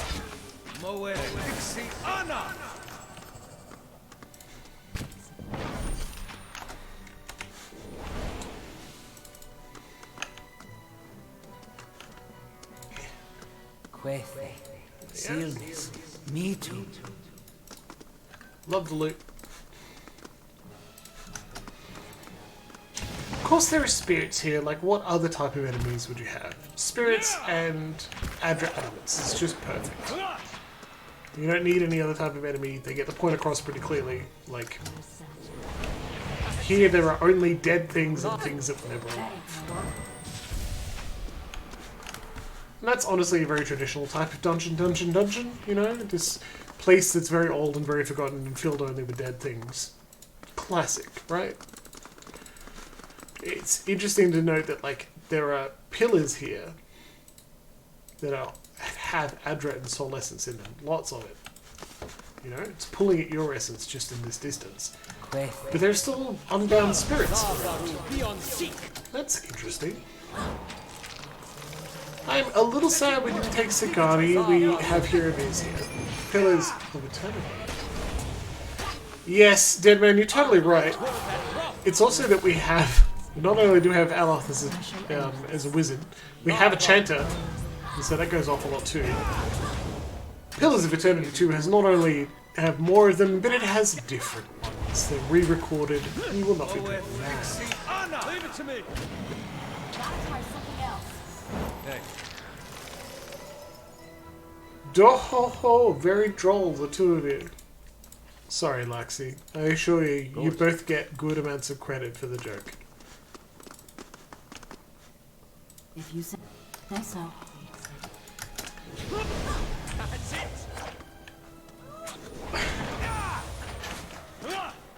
That's it. The setup is foreplay, Deadman. Sometimes it's worth it. I'd say a lot of the time it's worth it. Moe Fixie Anna! If you say so. Got it done. Now, we're again yellowing our way through this. I'll stay out of sight. Excuse me a moment. Okay, Pop. Hold on, I got you. Yeah, you're okay. And here. There. Papa needs a blanket. She deserves it.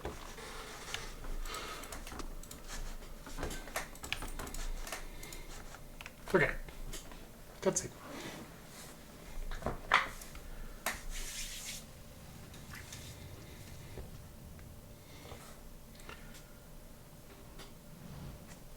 A column of Adra rises above you, stoic and silent, its ridged layers a measuring stick for the passing of ages. It feels to you as a thick block of ice, and you perceive buried deep in its core a dim, flickering flame, all but extinguished, yet preserved against the ravages of the elements.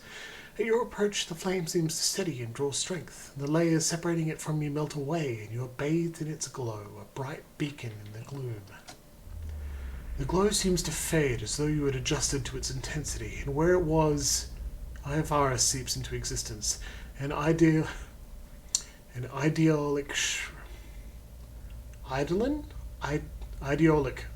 shades hovering above the moist prison floor. Though ageless, she appears somehow different to you now, a slight stoop to her carriage perhaps, or a trace of sunkenness in her eyes. There is a broad scar across her face, fibrous and wormy, where flames once lapped, unhealed even in death. Hello, brother. It has truly been ages. You are so different now from who you were then, yet much remains the same. Old troubles with a new face. What is it that has brought you here? It would seem that I have unfinished business here. I'd hoped after our last discussion you would find what you sought. Has it eluded you all this time? You'll notice her portrait has changed. I can only guess your presence here has something to do with Theos. The energy of this place changes when he is near. I don't know what he has done, but I do know of the souls that pass through here now. They do not come by choice. Theos diverted them from the cycle. He seeks to empower Waraka and to blame Animency for the damage he's caused. After all this time, he would still stand against the tide. She shakes her head. You knew me when Theos did. There's something I need to know about that time. I will tell you what I remember. Ivara nods. There's something about that lifetime my soul can't let go of. I need to know what it is, and I'm running out of time. I see moments from that life, of you, of the Inquisition, of Theos. I can see his influence, still hanging like a weight about your neck. So it always was. He had inspired something in you. We spoke of him the last time you were here also. It was just after the trial. You were agitated. I think because you started to consider that what I was teaching may have been true. And what was that? Hold on to your butts. Ivara's mouth tightens, and her brow furrows a look of pity. Her eyes shift back and forth between each of yours, as if looking for something that would help her decide whether to speak. That the gods aren't real. She sighs. I'd dreaded the idea from the moment the Delimgon suggested it. And yet, it almost feels like a relief. Aloth gives a bitter, dry laugh. She's not serious. Nonsense! Clearly she has not been on the receiving end of a god's ire. She'd know how real the gods can be. Kiravius yelps, his face turning red just as soon as the exclamation escapes him. What I taught was that the gods whose faith we had been spreading were not gods at all, but something else entirely. Something created by people. Who created these gods? And for what? They were conceived by Engwith, a society of high minds and broad concerns. Theos' people. In their time, every people worshipped its own gods. Sometimes they warred over it. After a few wars of their own, the Engwithans sought an end to it. They devoted all their energy to finding the true creators. Generation after generation, they prodded and worked the stitching of the world and unlocked its secrets. One day, they found an answer. Except the answer was no answer at all. There were no gods to be found. Or if there ever were, they were gone. It shook them, this finding. If they could discover this on their own, how long until others would? How long before war and chaos reigned over a world without consequence? But they had mastered many things in their pursuit of these answers. And with their mastery, they crafted their own gods to fill the void, and sent missionaries to the corners of the world to spread their faith. Is this why you started your own faith? I never thought of it as faith, but I think you are right to call it that. Let the world see. Let them decide what to do. That was my faith. I became a missionary because the gods brought me hope that I wanted to bring to others. For a time, the truth sent me to a dark place. Then the day came when I realized nothing had changed, that I still had a purpose, and the purpose was the same and it was worth living for. I began questioning the other missionaries in public, exposing their parlor tricks. In time, their following became mine. Maybe, Lapsy. How did you discover this? The Nguithan missionaries all knew it, but they never told the rest of us. They meant it to be a secret that died with them. And in the end, they allowed their bloodlines to fade from memory. I had been assigned to join a few of them at a temple. I found the door to their chambers closed, but the room was stone and the door thin. Their voices carried. I heard enough. I investigated the things they spoke of, and everything was there, just as they said it'd be. I do like American Gods, Corey. I think it was Loxy that didn't. Later on, after I left the Order, a few Nguithans found my words persuasive and I joined my cause. They revealed what I did not already know. Is it true, what you taught? You asked me this once before. Nothing I can say would be any proof, and it may be certainty your soul craves. Resolution.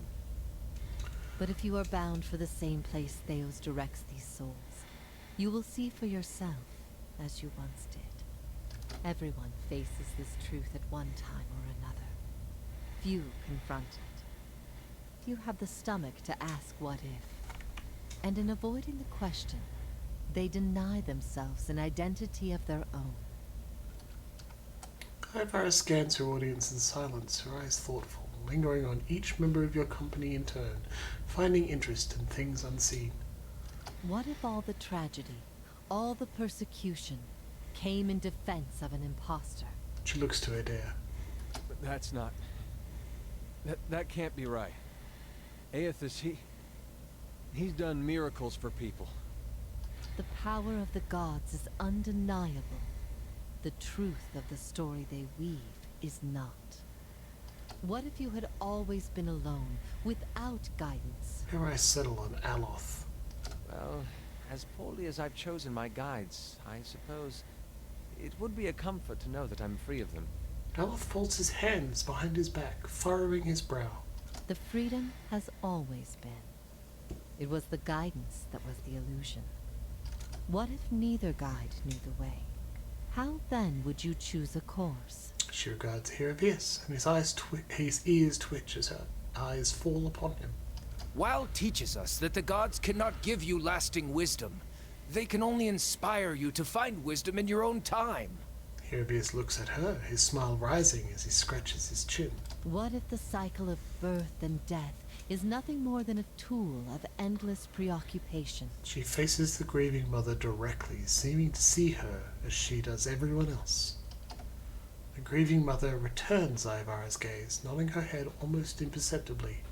For a moment, all is silent. Ivara nods back, seemingly moved by some unspoken understanding. She looks at the Devil of Karok, whose eyes gleam coldly in the pale glow. What if your body is destined to outlive your purpose? And keep me caged up? Like you? I ain't gonna let my soul go to rot in this thing. You may have little choice in the matter, but as to your purpose, that choice is yours. Relaxing. Feel the weight of Ivar's translucent eyes upon your soul. What if we can be assured of nothing? Okay, so yeah, this is also one of the massive reasons I like Pillars of Eternity, because the divinities aren't real, but in a way that is different to our current world. Atheists aren't right because there's no divine power, we make it all ourselves, but atheists are right because the Mako is right. Because the divinities do not deserve the power and the veneration and the position they currently have. So, hey everyone, do this quickly. Please choose an option from the following. What if we can be assured of nothing? 1. Then the only value is in the things we create ourselves. 2. That we'd best build our own strength so we can bear it. 3. Then only when we cease to exist as beings can peace be found. 4. That it is the questions that have always posed more value. That it is the questions that have always posed more value than their answers. 5. And the fewer people who realize that, the better. And 6. That all we can do is endure. And 7. I don't know. We made the gods, not the other way around, but also they do exist. And they do exist. We've spoken to them. They're divine beings. They break the rules. They take us to other places. They invade our minds in a way that nobody else does. It's nearly impossible for us to choose.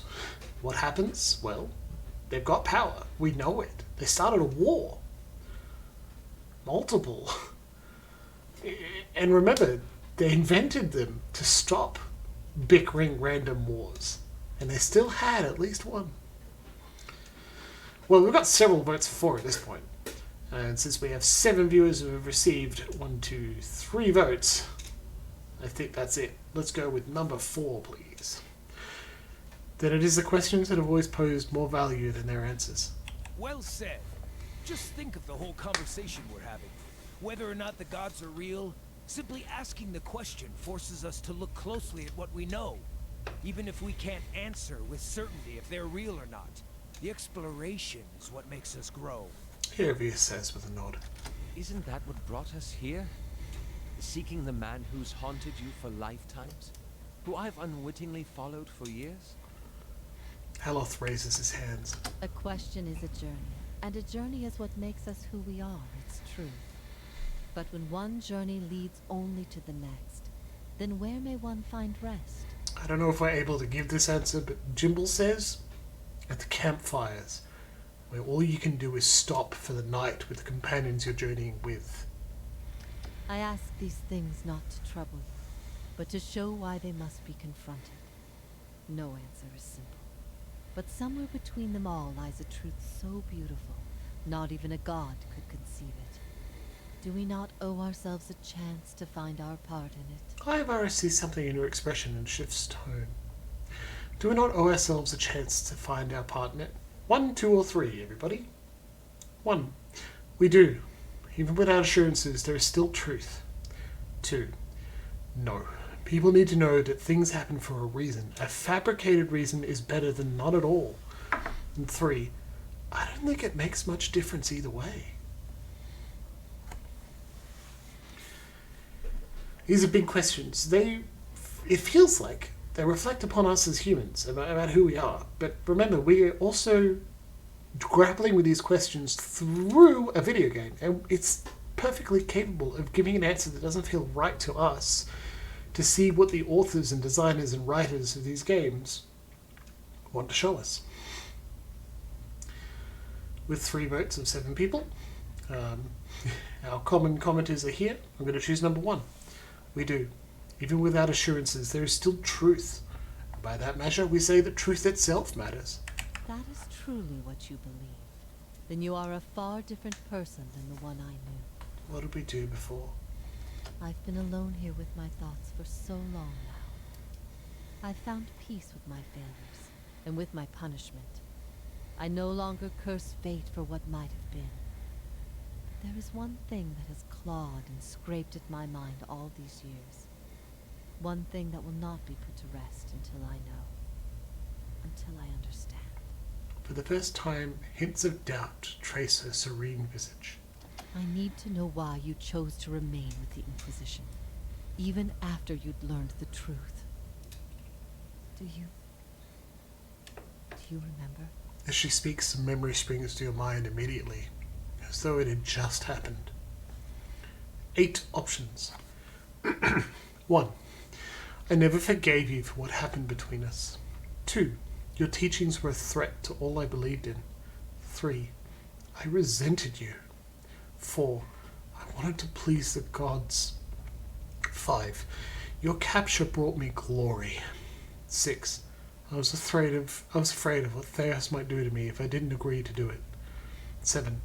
I don't think I had a reason. I just did it. And 8. Sorry, there are no assurances. This is another make a truth. Which is good. They use it with Ivara because they are someone who does not know who we are, only knows who we were. So there is no way for Ivara, this NPC, to object or believe differently on these choices. Is what happened between us something we knew? No, we're piecing it together because we know that Thea sent us to to join her. We were part of the Inquisition. She speaks to us and is like, I know you're a member of the Inquisition, you can stay with us anyway. And she, at that point, she also does another make a truth that is like, are you lying? Are you pretending? Are you a spy still? Or do you just tell the truth? And we told the truth immediately. We're like, I'm sorry, I can't not say it. I'm a spy for the Inquisition. She's like, yeah, cool, you can still stay. It's fine. You just listen to our truth. And here, she's asking, why did we stay with them? Which is funny, because we were there watching her be tortured, right? And Theos wasn't trying to kill us. So, why did we do it? Did we hand her to the Inquisition, or did we just...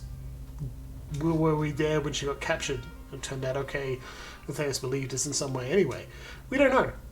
Because this part of our memory isn't only awakening, until the game says so, where it says it springs to your mind awaken immediately, when we're talking to her. So again, we need an answer, friends. We need a vote. Why did we stay with the Inquisition after we learned the truth? This is not why did we stab her, because that's not implied. I think the game is asking us to fill in the blanks on that one. Did we betray her completely?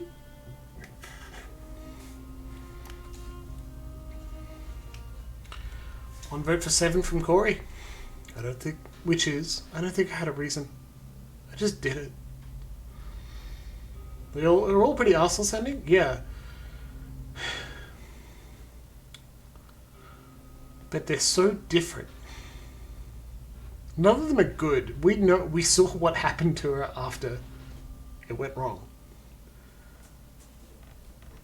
But yeah. Very curious about 1, 2 or 6 kind of sound like a reason one might give. 7 seems valid. It sounds like 1 or 7, Larksy. Not anything other than 3, 4, or 5, or 8. 1, 2, and 3 are all very similar. Yeah, kind of. I never forgave you for what happened between us as a personal slight. And 2 is your teachings were a threat to all I believed in could be I believe in the gods, or it could be you're going to destabilize our society. And 4 is specifically I wanted to please the gods. I mean, 3 is very similar to 1, but there's a resentment that's born of, like, I forgave you for what we did, but I still hate who you are.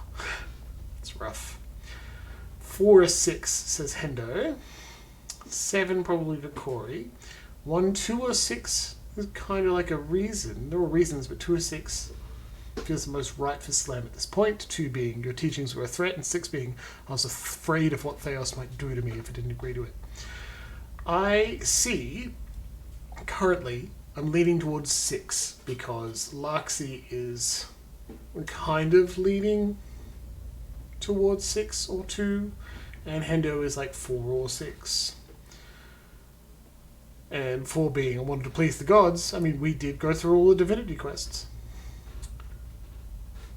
Maybe we do want to please the gods.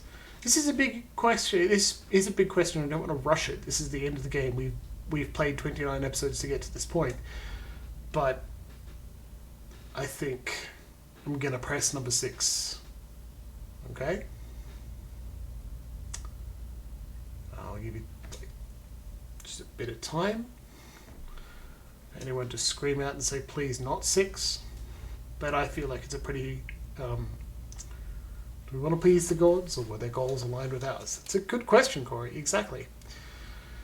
Okay, I'm going to press number 6. I was afraid of what Theos might do to me if I didn't agree to do it. Woodica gifted him a great many things, but his ability to manipulate was always his own. Good. The things I taught, the things I believed, I needed to hear that. I needed to know it wasn't because... Because I thought Theos was right? I needed to know it wasn't because, after everything he'd learned, you'd still rather believe in a lie. You'll also notice, none of the options say, I believe the gods were alive, were true. Even the, I wanted to please the gods, doesn't explicitly say, I believe the faith. Now that is key, and that's good fucking writing. Nah, Luxie, exactly. There's a delay to the chat, I know. But please the gods because they still exist and they still have power. But her point isn't that the gods don't exist.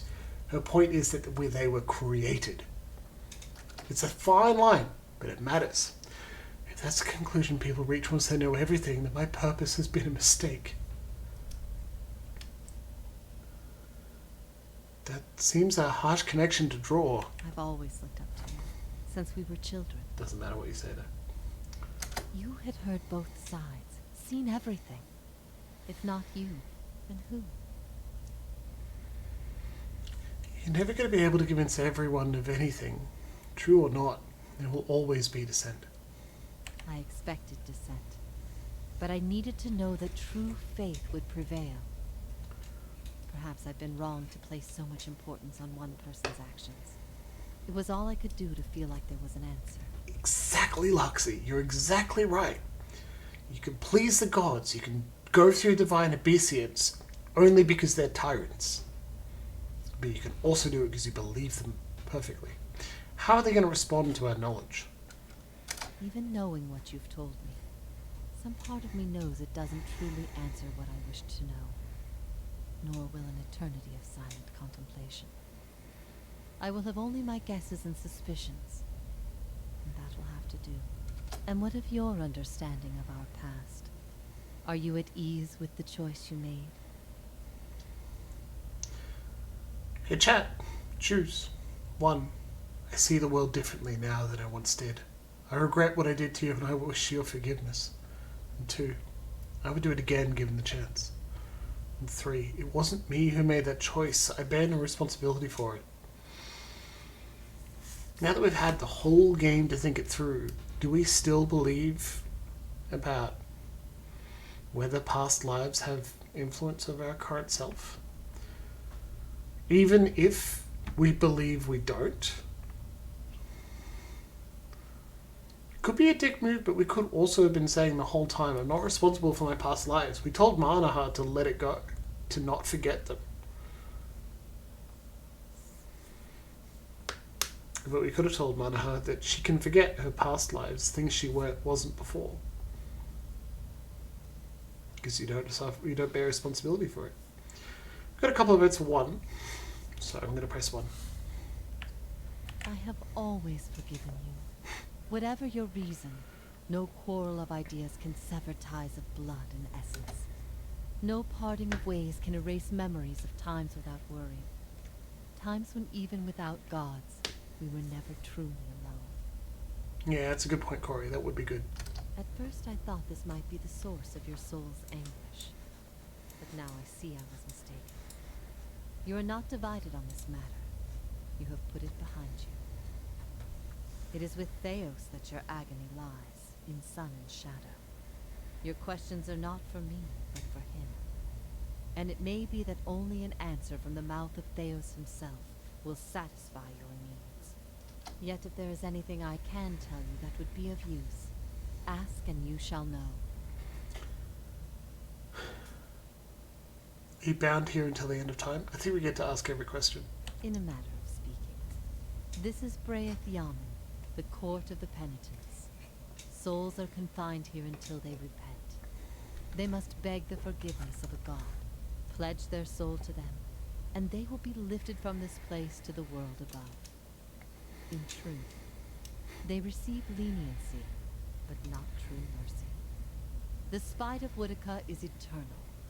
They linger above, at the side of the old court, and are not permitted to leave the island, forever severed from the cycle. And remember that, like, some of the developers who are on Obsidian's Mask of Betrayal also worked on this. And that's pretty obvious, given the Wall of the Faithless and all. This prison was full once in the days of the Inquisition. But time weathers all things, even will. I'm the only tenant who remains.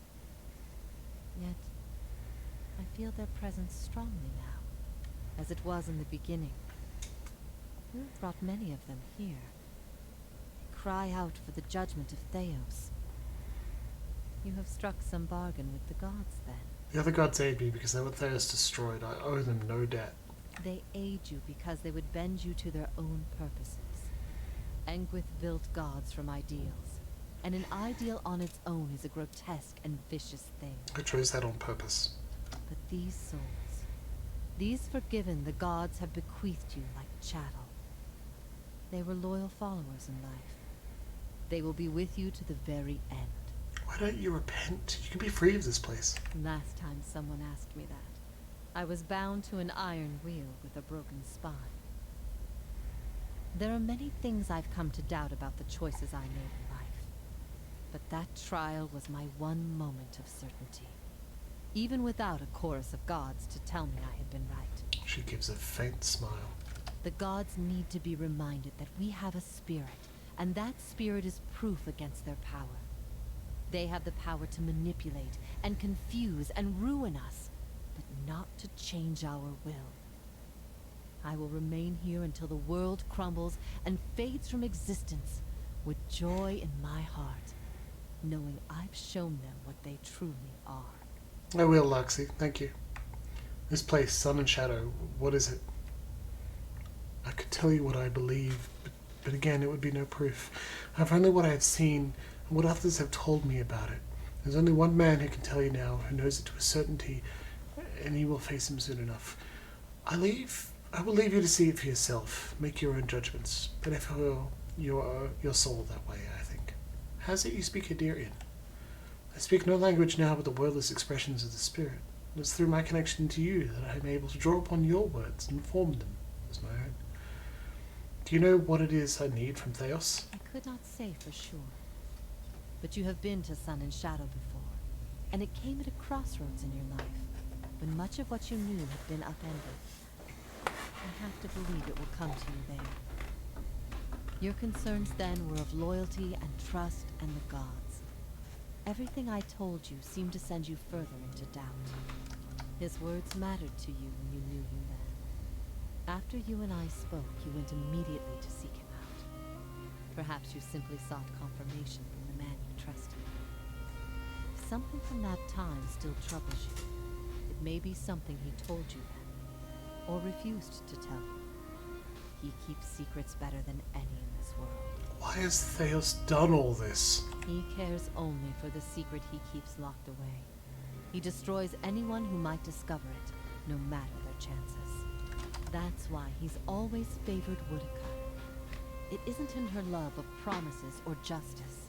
It's her disregard for the rules. Her willingness to do what is necessary. To Theos, she's not a deity, but an ally with which to conspire. When her power waxes, she does as she pleases with this realm, as well as hers. And and she wants that secret guarded as much as he. If Theos succeeds, there will be a shift in the balance of power among the gods. Woodica was vanquished once, when the other gods decided she had gone too far, and her power diminished. With this infusion, there is no telling what she will do. The only certainty is that there will be chaos in their realm, as well as ours. How can I get Theos to tell me what I need to know? You will not find a more resolute being on all of Aeora. There is no offer you could make, nor spell you could cast, nor pain you could inflict that would make him reveal what he hides. But I see you have become a watcher in this life. Perhaps in defeat, when he can no longer defend himself, you might learn something from him. It's time for me to go. Theos will not wait for you. If you do not catch up to him now, you may never find him again. Make a choice, chat. 1. The gods have given me the souls of their forgiven. If you repent, you could join me with them. Help me strike the final blow against Theos. 2. Your defiance here is an illusion. You are a slave to the gods, bound to their rules, stuck in their system. Your continued existence is proof of the gods' dominion over all of us. 3. If you hadn't planted doubt in my mind long ago, I'd be living a normal life right now. Before I go, I will repay you for this curse. And 4. Then I will waste no more time. Farewell, Iovara.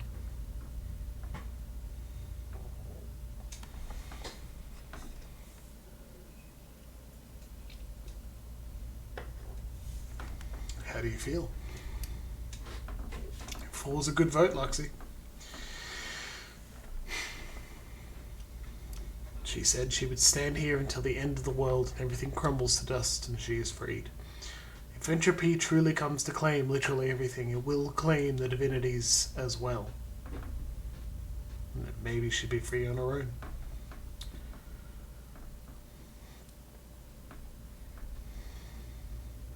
In the interest of shuffling along, I'm going to press number 4. We've got 3 people generally voting at this time of night. Let's press 4. Then I will waste no more time. Farewell, Iovara. It is a cruel fate to wait all this time to be reunited with my only brother, only to be forced to part soon after. But then, what is life but a series of brief encounters with those we love? Oh, fuck, that's good. If ever we should meet again, in this life or any other, I hope to find you at peace. You tell her to repent, and she does. So, it's true. The gods are a sham that people have followed for thousands of years. You can talk to Alethea. And Adele. We've been lied to. Our whole lives. And many lives before that. And it's led us to put our faith in a pantheon of gods that never deserved it in the first place. We have several choices to make now. Well, we have a choice to make here. Glad we didn't go with that. Well, yeah, but like she also gets quite a bit of satisfaction of finally defeating a Theos. But you don't know. Well, you kind of know, because the spirit stays near you. I mean, it sucks. Without her assistance there, you probably wouldn't defeat Theos, and you wouldn't find out the truth. You need to confront him with the truth to win. So her resolute refusal to give in makes it. So, yeah, it does kind of suck. But also, she gets peace, finally, if that happens. Anyway, Aloth.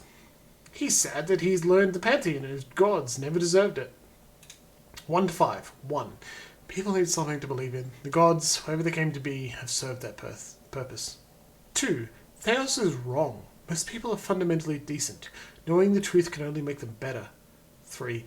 What difference does it make? People will be what they are, whether or not they are gods to believe in.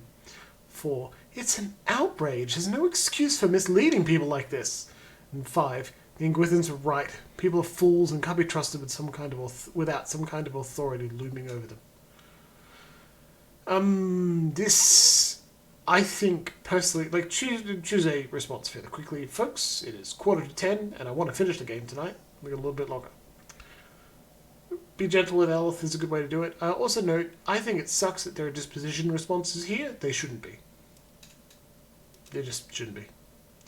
Okay, a couple of hits for 2. Let's go. Theos is wrong. You're right. People would be better off finding direction on their own than following this farce. Besides, the gods haven't exactly done much to prevent us from slaughtering each other. If anything, they've only given us more pretenses for doing so. Exactly. He scratches his chin, gazing at some far-off point in the darkened prison. Seems like that's all they've been doing of late. I've also been thinking. There won't be much left of Theos by the time you're done with him, if I know how you operate. That will leave the leaden key headless. Perhaps it's best it stays that way. He looks back at you, out of the corners of his eyes. One side of his mouth twitches in a grin. I agree. Choose an option. Number 1, I agree. Or 2, no. Someone should fill that role. And 3, do what you think is right. 2 reds for 1. Then let's face Theos. When this is all over, I'll make sure that no one is able to commit his abuses again. Aloth nods once more. Hey there. Doesn't that just beat all? Here I was, wondering all this time whether all these terrible things were people's fault or the gods. Turns out they might be the same thing. Wonder how things would have gone different 15 years ago if the Raid Sarens had been told their god was made in some forge or kiln someplace. Would we still have gone to war? 1. People were starving. They'd have rebelled sooner or later. 2. It was their god who made them believe they were right. I doubt they'd have fought if they knew he was fallible. And 3. No point in wondering about what we'll never know.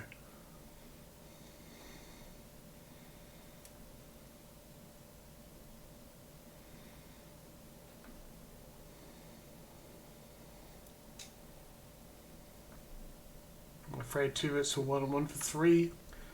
It's good. People were starving. They'd have rebelled sooner or later. I could see the rebellion still happening, but I don't know that they would have invaded. He looks down at the ground, drumming his fingers against his side restlessly. When he speaks again, it seems half to himself. I don't know. When Woden left for war, we, had a fight. As brothers will. His gaze remains low, distant. His throat catches. He takes a slow breath. What about? About him going off to war.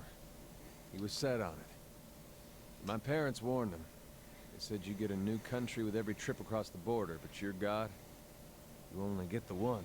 He looks up at you. Me? I didn't know who was right. All I knew was I didn't want him to go. It's the same for families as it is for gods. You only get the one. Udir bites his lower lip. I said every vicious thing I could think of, trying to change his mind. He brushed it off. Just got me madder, of course, him being so calm. He said I should come with him, but he'd understand if I didn't want to. I told him he'd better be able to face his god one day and answer for what he'd done. He said he'd keep that in mind. And then he was gone. By the time I'd cooled off, months had passed. One morning it dawns on me that my brother always knew better than me. If he was so sure of what he was doing, then I should be there with him. I packed my things and was on the road that same morning. Of course, what I didn't know then was he'd already changed his mind. By that time, he was dead on that field. Udir is quiet for a moment. Option 1. Do you think he went to Widewind because of what you said to him? 2. So if you'd left with him, you'd have known why he changed his mind. And 3. Leave. Let's be on our way.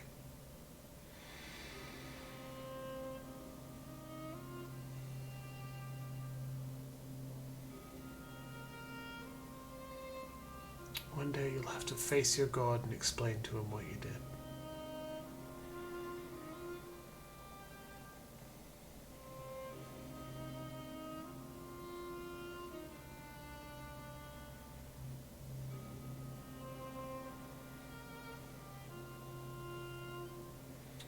Let's choose number 1. Crossed my mind. You live in a place like Gilded Vale. You don't have a whole lot else to do other than think about things you don't want to think about. I hope that wasn't it. I hope he went there because it's what he thought was right. But it seems I'm not meant to know. If I'd have left with him, we'd both be dead, so I don't know why I bother thinking about it. I found my own way in the end. It wasn't my brother's and it wasn't my God's. I don't know if it was right. But I couldn't abide what Wydwin was doing to his own. God or not. I don't regret it. Whether Wydwin was Aothis, well, it hardly seems to matter after what we just heard. All these questions I've been trying to figure out. I think I just miss my brother. He shakes his head. He smiles faintly, and when he breathes, the air seems to flow more freely through his lungs. Let's be on our way. Still one more mess we gotta straighten out. Come on, then. I still owe you one. Hey. I thought they were choices, but looks like you get to ask both.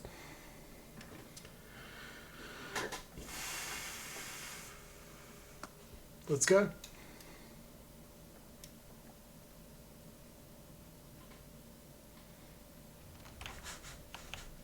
Quest updated.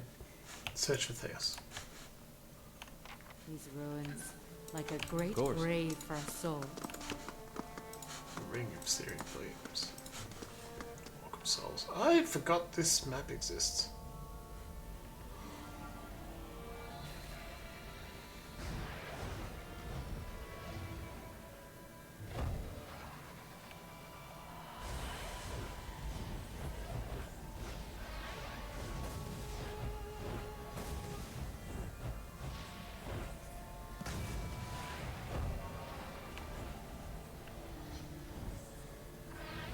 Pretty. Full of surprises, aren't you? Incredible! I knew the builders could work wonders, but this is amazing! Many spirits stir here, edged with anger, violence. I would have brought a torch if you'd have. Do that again. You're not getting through me. Missed most of it. Gotta try something else. Low end.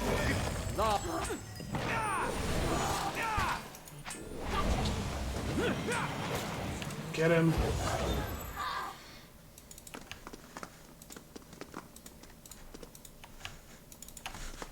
Get a bunch of gems, because gems are used for crafting.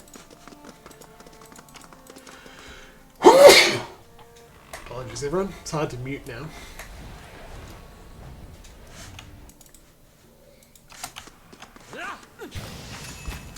I heard myself sneeze from the TV in the living room, and it's pretty funny. Shadow Drake here.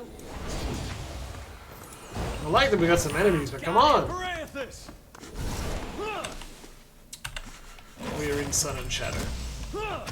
It's not the last map of the game. I actually forgot this map exists, so I'm pretty sure nothing interesting happens here. I'm gonna run through. Chalky bits of bone break away between your fingers. Like they're gearing up with a lot of random loot just in case. Whale. The shadows in the cabin suddenly lengthen and swallow you. When your eyes adjust to the darkness, you find yourself in the midst of what must be another vision. You are surrounded by mists. The ground feels springy under your feet. You imagine that as soon as you take a step, the soil behind you will erase all trace of your passage. As if on cue, the mist before you clear just enough for you to take a couple steps forward. You do, and the fog closes behind you. You continue for several minutes in this manner, one step at a time, never seeing more than the ground right in front of you. Eventually, the rays of light cut through the haze, and you find yourself facing a canyon wall. Adair's head twists suddenly, as though something had flown in front of his face. What's that? Something whizzes past you. As you turn, you catch another whir of movement. Out of the mist flits its shape, small and round. You think you see another, and another. They tickle the corners of your vision. You turn back to the canyon wall. The sun shifts along its path, and what looked like a smooth rock face is the hollow of a cave. A figure steps out, its features shifting and changing before your eyes. Can it? It has to be. Wow! But I never thought he'd reveal himself in person. This is incredible. Even his form is fickle and unknowable. Amazing. Hiravius squeals with delight. He chirps. Hiravius' face turns flush and his good eye widens with delight. His jaw drops open and his words become slurred, whispered ramblings. The figure transforms from male to female, from all into armor, its bones lengthening and fur receding into its flesh. The only detail that remains constant is the smooth, eyeless face. The whizzing, rushing shapes from the mist converge on the figure, and as they form a spinning cloud, you realize that they are eyes. You understand the value of a mystery watcher. A buried scroll, a hidden truth. These are my ways. We didn't even need the scrolls. You unravel a thread, Watcher. One you have lost and discovered over generations.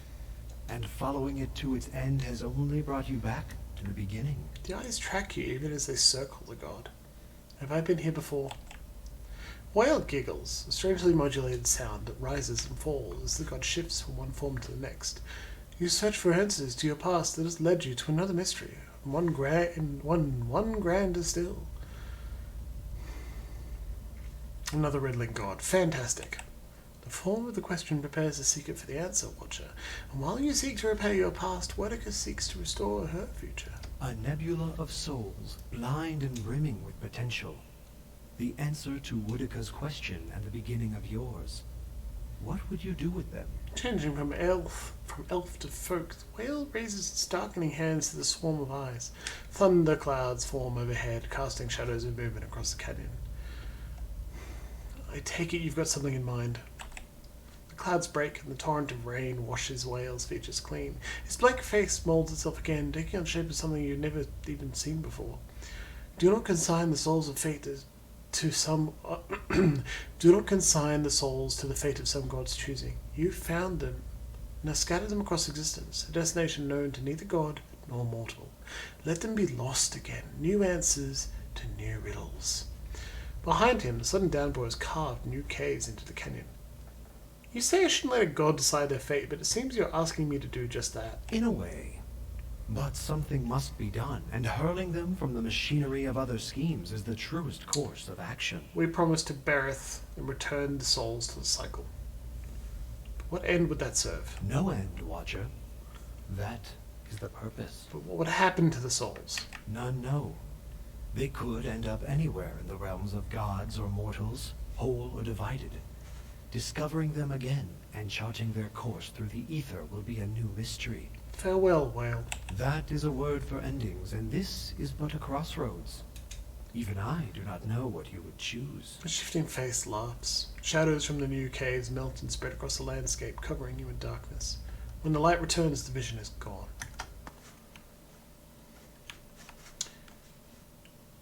Yeah.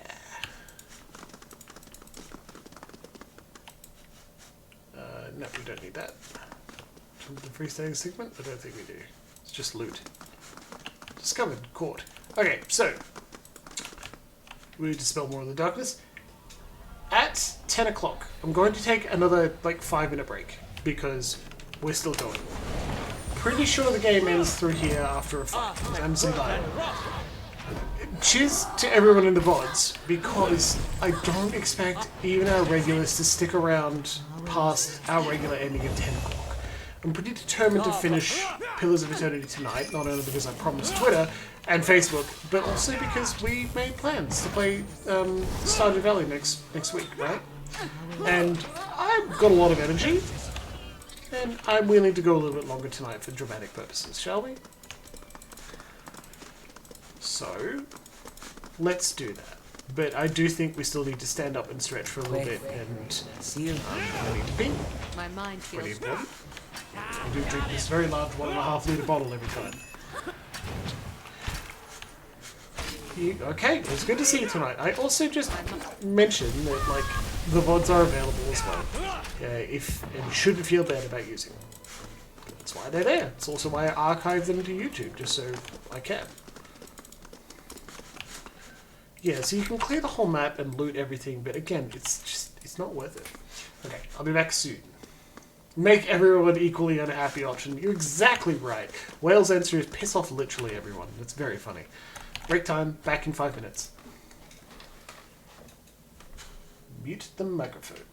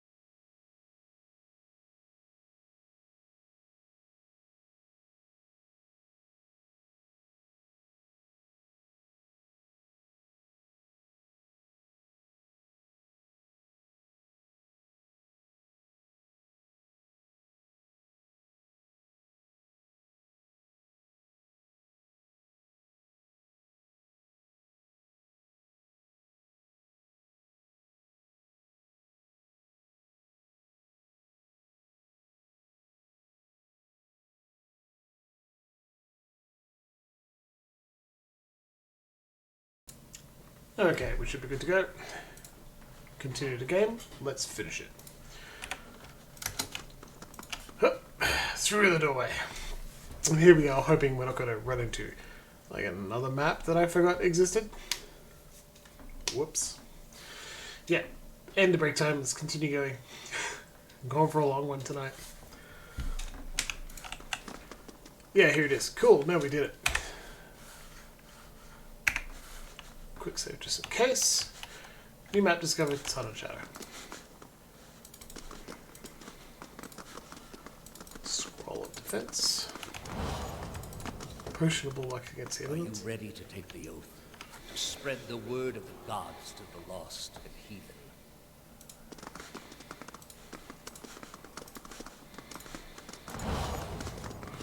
I am trusting you to remain loyal to the gods in this. These are things he's told us before.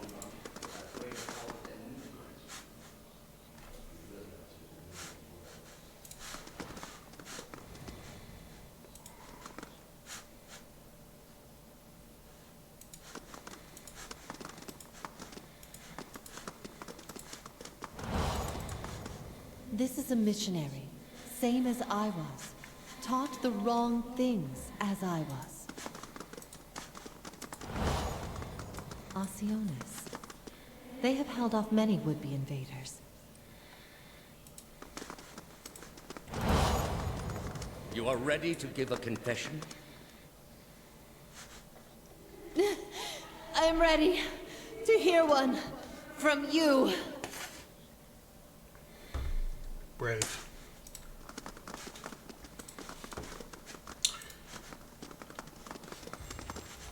Quest completed. Memories of Ancients. Hollowing of the Dyrwood. No quests left.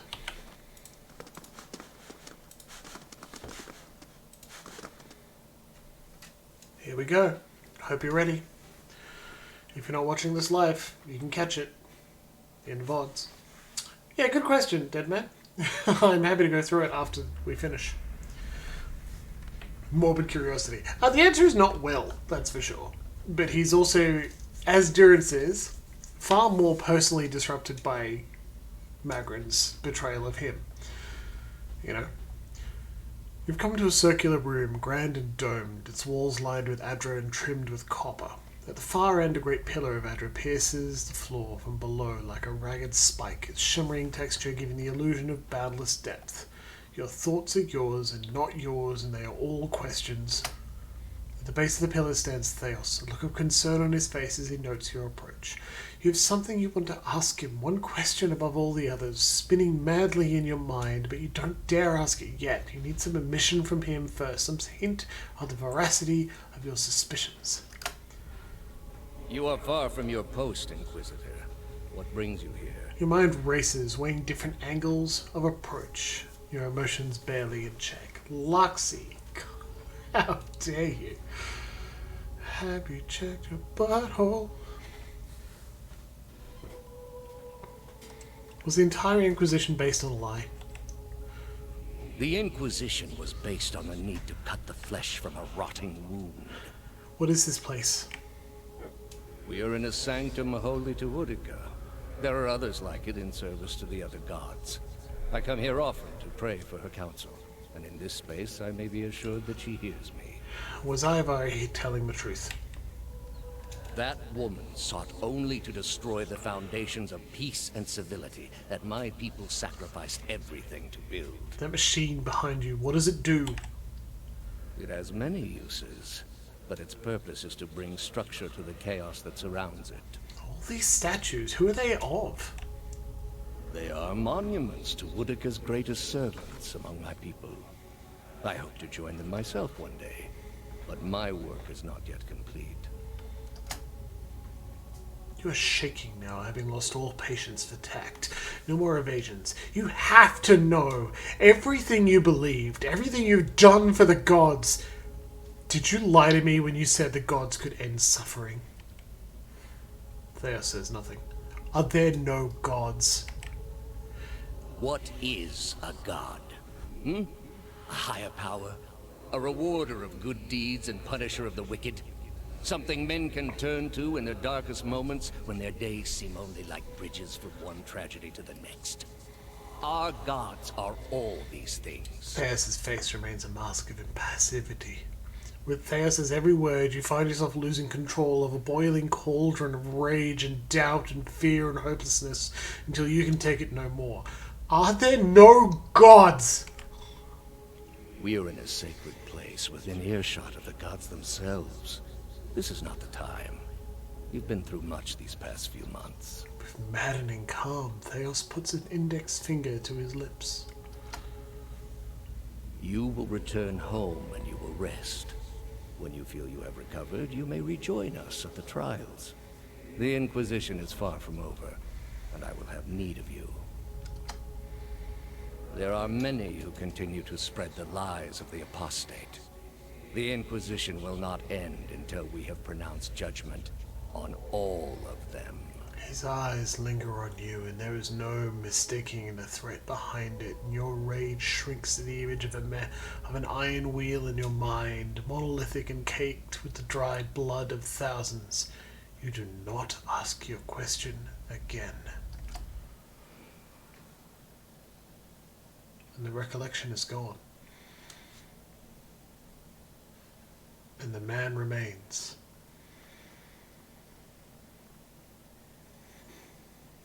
How did you find it? I didn't. It was Lady Webb. Another in a string of acts of petty defiance. For all her knowledge, she always preferred spite over reason.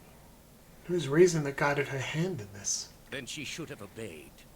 I ask one thing of all my followers. She was incapable. A waste of rare talent and intellect. Her talent and intellect were too great for her to live as your servant. What of your cohorts, then? They have followed you to their deaths. Is it loyalty that brings them here? Or is it, as my agents suggest, that they have no direction of their own? You worshipped Aethys, did you not? Theos regards Adair. Those are good. What gave me away? The cape? Yet when your god needed you the most, you chose your country. Adair frowns, irritated. Being invaded. Not by anyone who was acting like a god. Then I should think your hometown gave you a hero's welcome when you returned. Theos gives a thin, patronizing smile. Cake. Hard to blame people for losing faith when it's the gods who are misbehaving. Adair smiles at this. The gods argue over how best to prevent Kith society from destroying itself. These disruptions would not be necessary were mortal instinct not so diseased. What of you, Orlan? My agents told me you are far from home, both in distance and in years. Have your friends proven a worthy distraction from the pain of ostracism? He shifts his gaze downward. Ostracism? Is that the name for the groin rash your mother gave me? Don't fool yourself, old man. You know nothing about me. Heravius' single eye focuses in on Theos' neck, and the Orlan's ear stump twitches. Enlighten me, then. Is it Galawain you serve, or is it Wow? I give both gods their due service, but I am servant to neither. Heravius mutters, his eye narrowed. But such difficulty on the way. If you had only accepted that perhaps you were fit to serve neither god, just as you were unfit to serve your tribe, you might have saved yourself the trouble. My tribe was unfit to serve me. And yes, I'm not fit to serve any god. I need only serve myself. Can you claim that, Theos? Are you your own master, or are you just Woodica's wet nurse? Heravius' face turns red, his ear stump twitching. As he speaks, he jabs his finger in the air at Theos. I serve all people, better than they will ever know. Better to live a competent servant than an incompetent master. State your name and purpose, young acolyte. The sight of Aloth, Theos' mouth twitches derisively. My name belongs to the gods, and my hand to their service. No more. Aloth's eyes darken. You serve none but yourself. Without contact with your order, you can have no higher purpose. Only the base concerns of the flesh. You have cast yourself from our ranks. And I should have done it years before. I'd rather live in uncertainty than servitude. And that uncertainty would lead you where it leads everyone. To doubt, to emptiness, to the many cruelties inspired by disbelief. You will have to forgive your Grandmaster for remaining skeptical of his initiate's choices. Theos returns the Devil of Karok's stare with contempt. He shakes his head. A murderer given life beyond her body, beyond her own selfish purpose. My dear, you embody the very reasons Kith should not play with the tools of the gods. Last I checked, it was your gods who set us up to destroy each other. Your city was spared by a god. It was destroyed by Kith, who took matters into their own hands. Such are the excesses my order seeks to correct. By tearing the souls out of little babies? That's some strong medicine. Strong and lasting, the way it must be. We do not indulge the whims of bloodlust as you do. All we do is for the sake of a cure. You are here because you are lost. The gods cannot reach everyone, I'm afraid. May you fare better in your next lives. Theos looks over your company, each one in turn. He directs his gaze at you. Yes, Luxie, that's exactly what happened. I gather you have had your soul awakened. Why else would you shadow my footsteps like some stray mongrel? You think I have something to offer you, but our business was concluded long ago. What do you know about business? You think your abilities only flow in one direction. That isn't how it works, I'm afraid. Not for me. For all that you saw of my soul in the sanitarium, I saw as much of yours. Our business will conclude when you have told me all I wish to know. I answered your questions once. That your soul is not fit to accept the answers is of little concern to me. I lied to no one. Not to you, not to anyone. The gods are real. They are everything we need them to be, and the world is better for it. Now we get to make a statement on behalf of Slime Shadows. 1. You denied a generation its place in the world. 2. You're saying this somehow improves things? 3. You have lied to everyone, yourself most of all. 4. You convinced me once that spreading your false faith would end atrocities, yet here you are committing your own. Don't worry, Luxie. We'll fight him.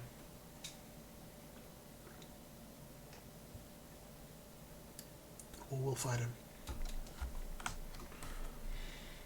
2 votes for 3. Very good indeed.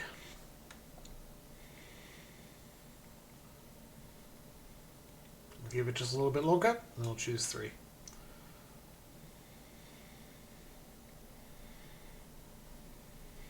Five for stab.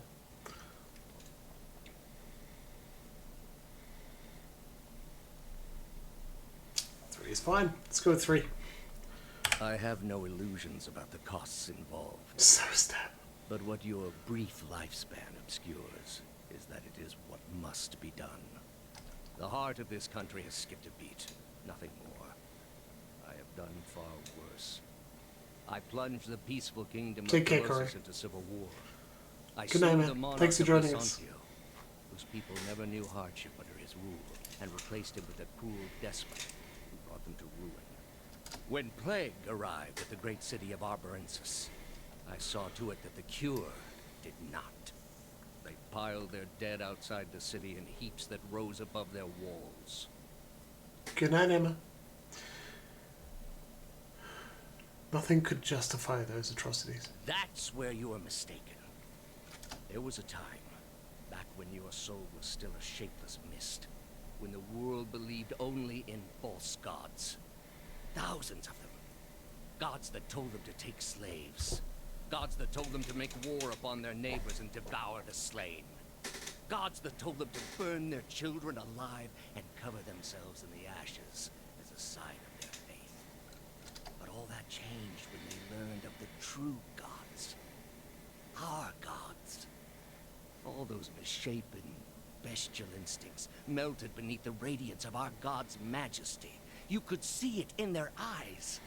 That dull emptiness replaced with the glimmer of a kindled spark. teaching him that there were no gods would have achieved the same purpose. And replaced it with one far worse. Have you imagined this existence? The one the apostate would have created. We are not all so virtuous as she. Without our gods, the most wicked, the most tyrannical, they would take that power for themselves. But more than that, it would be a hollow existence. All mysteries forever unanswered. All purposes constructed from meaninglessness. No endings to bring closure. Only a wheel, turning without mercy, grinding our spirits to dust. Theos no longer looks at you as he speaks. The reflection of the ancient machine flickers and dances in his eyes. You underestimate people. For all my years, I have seen exactly what they are capable of. What the apostate asked was beyond any man. All I have seen, the millennia of experience.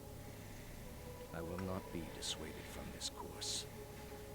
This is the only way. At least admit it. Admit to me that the gods are not true gods. I need to hear it from you. You have not thought this through. There is no leaving this place for you.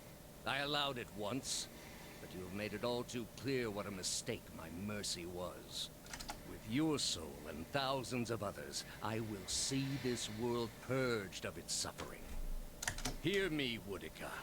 Your servant calls for aid. Theos puts his hands out low to either side, as though welcoming some unseen guest. He shuts his eyes and casts his face skyward.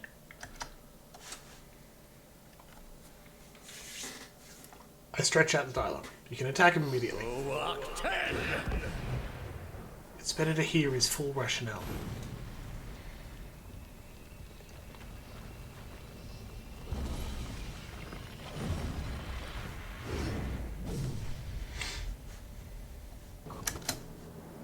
Combat begins. I want you to go immediately knock down Theos. Slam, move forward and hit him. Hit him with the hammer of Abaddon. Summon part of Galloway's favor. I need you to use your sword for a little bit longer. Pull out your knives and deal with the problem. Finally, Aloth, use your best spells possible to deal damage. As much as you can take, as often as possible. Keep taking him down, Aloth. Become the Avenging Storm. Theos does not have many hit points. It's easy to kill him before the others go down. Sure. Enough of this.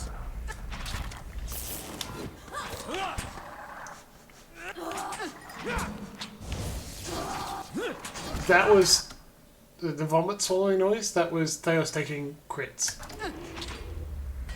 Okay. When you deal with the ads, he gains additional abilities and damage. Because he is, in fact, Vertica's headsman. Dealing raw damage to enemies. Move a little closer first. Dissolve his soul. Slam. Through the powers of the chanting the words you command, pull apart his soul.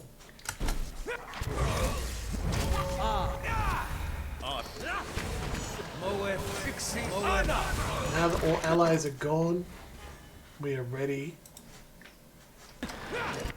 Grieving Mother, activate the defensive mind web. Link your mind with all allies. And now, end Theos. Computer's lagging a little bit. Well, the game is actually.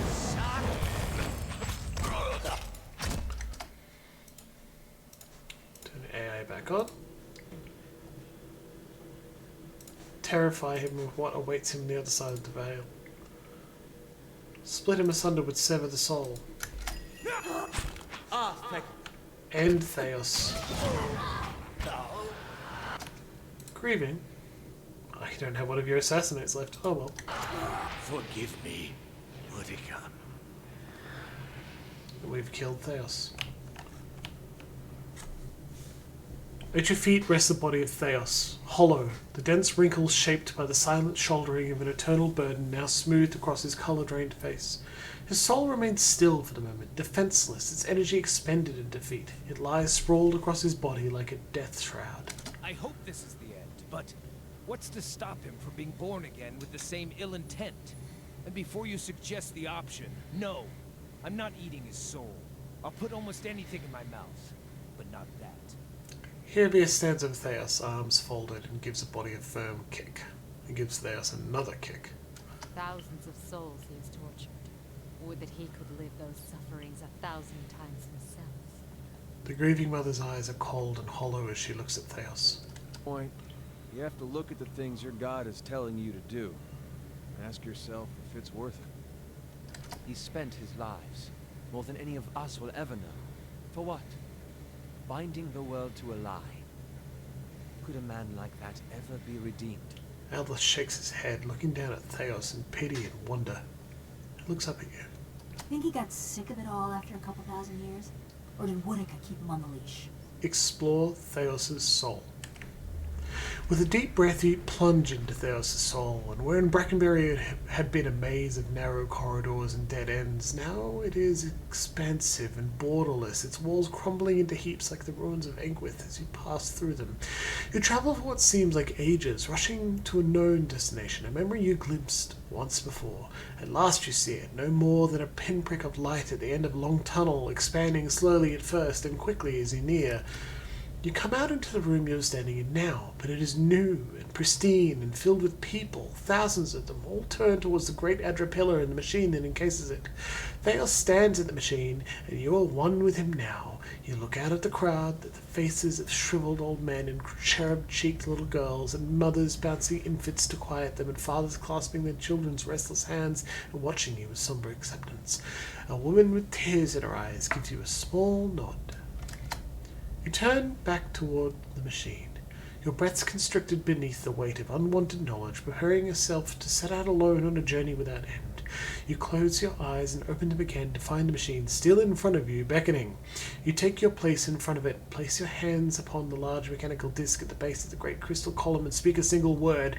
Giant rings creak to life, building speed, setting arrays of carved draconic mouths aglow and sending tremors through the platform beneath you. The entire room shakes now with the force of the accelerating machine, all sound drowned out by its deep, deafening thrum. Brilliant tendrils of light arc outward from the pillar in all directions, and you look over your shoulder to see them engulfing the crowd, burning them brightly like hot iron. One by one, the tendrils disappear, leaving ashen effigies where people once stood, and many of them disintegrating into grey heaps under the stress of the tremors. You look above to the Adra pillar. A glowing spherical mass had begun to coalesce atop the column where the arcs converge. It grows and pulses, translucent and bulbous, like some immense chrysalis, suspended in slow rotation, as though it were being spun from the arcs of light. When the last arc disappears, the spectral mass hangs a moment, no longer rotating, so bright you must shield your eyes with an outstretched hand, and it seems to you as though it is looking at you. You bow your head in acknowledgement. Look back up to see it melt into the pillar like warm candle wax. The pillar flares with a flash of light, bright as the sun itself, then fades to darkness. The machine slows down to an abrupt halt when the last echo of its grinding cogs had passed. The chamber is still, and you're alone. From all sides, reality begins to bleed in from the memory, and you find yourself in your own skin once more, looking down on Theos' lifeless body. You sense a listlessness to Theos' soul, an overwhelming fatigue that hinders its immediate escape and makes it vulnerable to manipulation. You feel as though your victory has given you some kind of hold over it, and you are able to do with it as you please. 5 choices. 1. Return it to the cycle. You will remember this, Theos. Remember that no man can hide the truth forever, and all you've done was done in futility. Your memory shall be your penance. 2.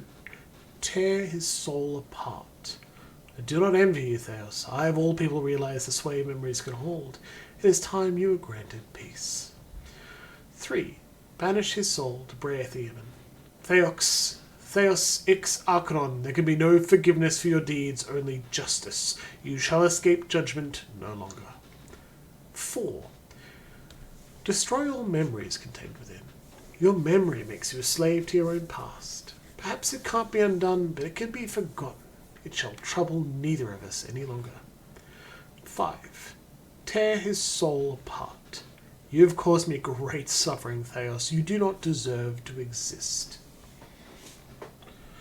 Make your choice.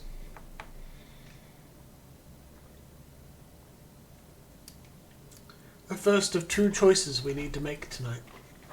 Well, we have to make tonight. Have yet to make tonight. There you go. It's getting late. Give me a break. Choose quickly. What happens to Theos? 1. Good answer.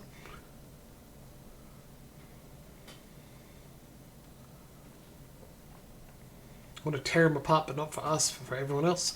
That's true. I think 2 is the closest for that. Not angry at him for it. But not because it gives him peace. Yeah, that's true. That's true. Tear him apart for his sake or for ours, yeah. That's pretty much how I'd say it. You're totally right.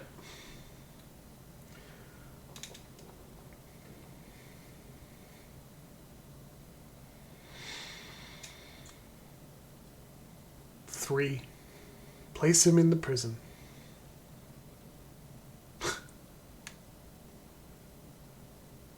Caused birds without souls. And possibly not the only time. 2 votes for 3. Let's do it. Banish his soul to Braith Aemon. You regard Theos' soul, still and subdued, and your pronouncement seems to empower your spirit. Your will seems to you now a thick chain, and you wind it around Theos, constraining all movement, eliminating any possible last means of resistance.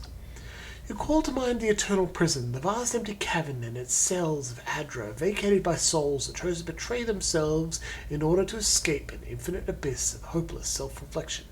You choose a vacant pillar, pour your consciousness into it, creating a perfect, inescapable hollow with space for one. And now you gather up Theos' soul and bear it to the pillar like some bodiless jailer conjured by justice itself. You can feel its resistance now, the abject terror radiating from it, but your bindings will not be broken. When at last it is sealed away and you begin to recede back to your center, you could almost swear you hear a distant, wordless cry for mercy. In the stillness that follows, a single word echoes through your mind, a word you spoke when you were one with Theos in an ancient memory. You realize it is the word that activates the machine. Goodbye, Theos 6 Arcanon.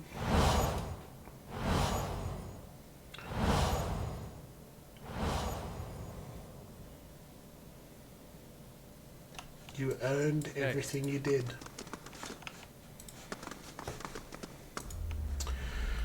As you approach your machine, the path underfoot suddenly changes to a cobbled road. If you hadn't experienced visions like this already in Tier Everon, you'd been tempted to believe the machine had sucked you into it and deposited you in the middle of nowhere. The sun blazes overhead, and the rolling meadows and thick forests on either side of the road could be anywhere in the Dyrwood. A shrill cackle turns your head. Skane. Standing next to you is a malnourished man clad in threadbare loincloth and manacles. His entire body is striped with lash marks, and there are scarred pits where his nose and ears should be. He stinks of stale sweat and unwashed filth. You notice someone wandering down the road, but the figure's back is to you. The scarred slave is your attention for now. No, Luxie. He has no loot. Hey, Captain. You once grew fat while others spent the currency of their lives in your service. I would gladly rend your back with a lash, taking interest for every drop of blood you spilt, every scrap of flesh you scarred. But my mission would appeal to your sense of perspective, for you know that all things have their place. His black eyes glitter, because we're an aristocrat. He gives you a halting, exaggerated bow, glaring up at you even while his knees wobble and buckle. You have labored at the pleasure of others. That shriveled hag in Hadrat House, those pompous dear wooden zealots, the wretched tribesmen playing out their fantasies of grandeur. And then you cowered and knelt before the gods themselves, begging one paltry favor and receiving riddles and visions in response. And now the gods give you orders and commands, even while you set out to fix what they cannot. He sidles closer. Yet what have they offered you? He sidles closer, a sly grin on his wrecked face. His stench is overwhelming. A suspicious grimace crosses Aloth's face. I get the feeling this is his way of giving you new orders on behalf of his new master. Be careful, Slim Shadows. Here Vias clears his throat and quietly says, 5 coppers says he's about to sell you on his own agenda. Only Wild knows what that might be. Here Vias grins and leans in closer, whispering, if I were you, I'd tell him the other gods offered us 12 nubile lasses. See if we can match that and haggle from there. Troops, hello! You're here for the very end of the game. Given the breadth of the iron manacle, it's amazing he can raise his bone thin arm, but he does, and he points to the person walking the other way along the road. The exiled queen is not an ungrateful patron. You get a better look at the lone figure and realize that she's wearing robes, tattered and singed, but fine nonetheless. On her head is the silhouette of a broken crown. She continues walking, her pace slow but determined. Finish the work Theos began. Strengthen Woodica with these souls and allow her to become the most powerful of all the gods, with you as her favor. Skane's voice becomes a hungry whisper. I've been working against Woodica this whole time. Why would she thank me now, after I have defeated her most loyal servant? The ragged hole in Skane's face wrinkles with disgust. Loyal and weak. Theos proved his inadequacy when he failed to anticipate you. A plan exposed is worse than none at all. But you've proven resourceful, equal to the schemes of gods. Woodica's a long memory watcher for both friends and foes. She keeps her oath. What do you mean by her favored? The recipient of Woodica's blessings. She has always had a place for mortals of particular merit. If you help her now, she will become the most powerful of all the gods, and you will be the one who made her so. Think of the lifetimes of reward you will reap. Helping Woodica would mean the secrets of the gods stay hidden. He rubs his hands together, his black eyes gleaming. Safely hidden, yes, from the violent overlords who would cease to fear punishment in their next life, from the heavy-handed masters who would answer to no one. The world needs some schemes, or are the souls of Kith so pure that he would snap the tenuous threads that bind society? Aloth snarls, and make Theos Theos makes a better overlord? This one is the god of slaves. What would he have left if the world were unchained from his mistress's lies? Skane takes a bundle at his feet and hefts the burden onto his back. I've explained the alternative, Watcher. Continue as a pawn of the gods, or a partner of one. At the other end of the road, the figure stops. She turns her head just enough to look over her shoulder. Her face is mostly hidden, but one merciless eye peers at you from a cheek of rippled, scorched flesh. I won't help you. You say that now. But when you're standing in front of the machine, considering the lifetimes and the powers that await you, we'll see what you do. He continues down the road. When the sun suddenly dips below the horizon, it plunges you into momentary darkness. You come to your senses in front of the machine. All the evil we've seen, going all the way back to the Saints' War, absorb Woodica. Imagine if she was stronger on top of it all. The machine is running. The souls of the Dyrwood are being silent. The machine resonates with the energy of thousands of souls. Standing near it makes your head spin. Touch the machine. With your companions bearing witness, you step up to the place where Theos once stood before his people long ago.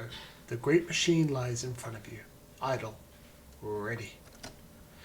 You've seen this machine and others like it in operation. You understand how it works. It is the device for directing souls. As a watcher, it would be a simple matter to influence that direction. Though as big as the machine is, it may be the last thing you ever do. Speak the command to activate the machine. There is a shrieking of stone grinding against stone as old cogs loosen and begin to turn. You have only moments before the souls will be sent into the Edravane. This will be your only chance at redirecting them. Options. 1. 2, 3, 4, 5, 6. 1. Send the souls back into the reincarnation cycle. What Bereth wants. 2. Return the souls to the bodies they were intended for. What Hylia wants. 3. Entropically disintegrate the souls, ending their existence. What Remagan wants. 4. Distribute the essence to existing souls in the Dyrwood to strengthen them. What Magrin and Galawain want. 5. Allow the souls to pass through the vein to Woodica. What Skain and Woedica want. And 6. Disperse the souls to an unknown location. What Whale wants.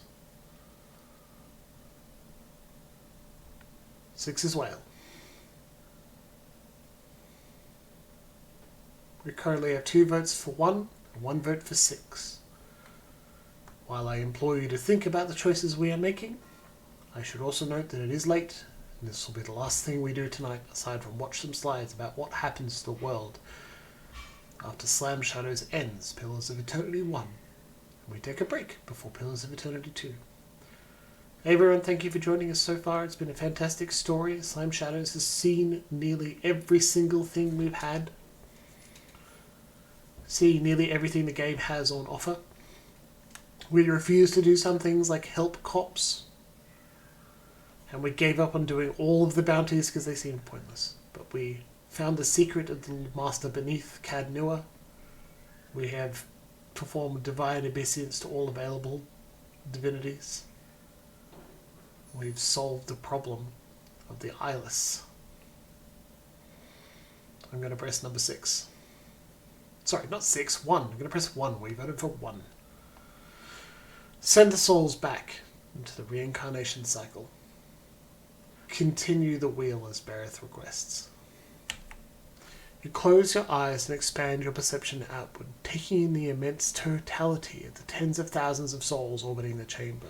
Your grasp on the souls is tenuous. You find yourself fighting to keep them all within your influence, and you can feel them slipping away from you as the machine gains speed. A brief moment comes when it feels as though you hold all of them at once. Their force is so great, it feels as though they will tear you apart.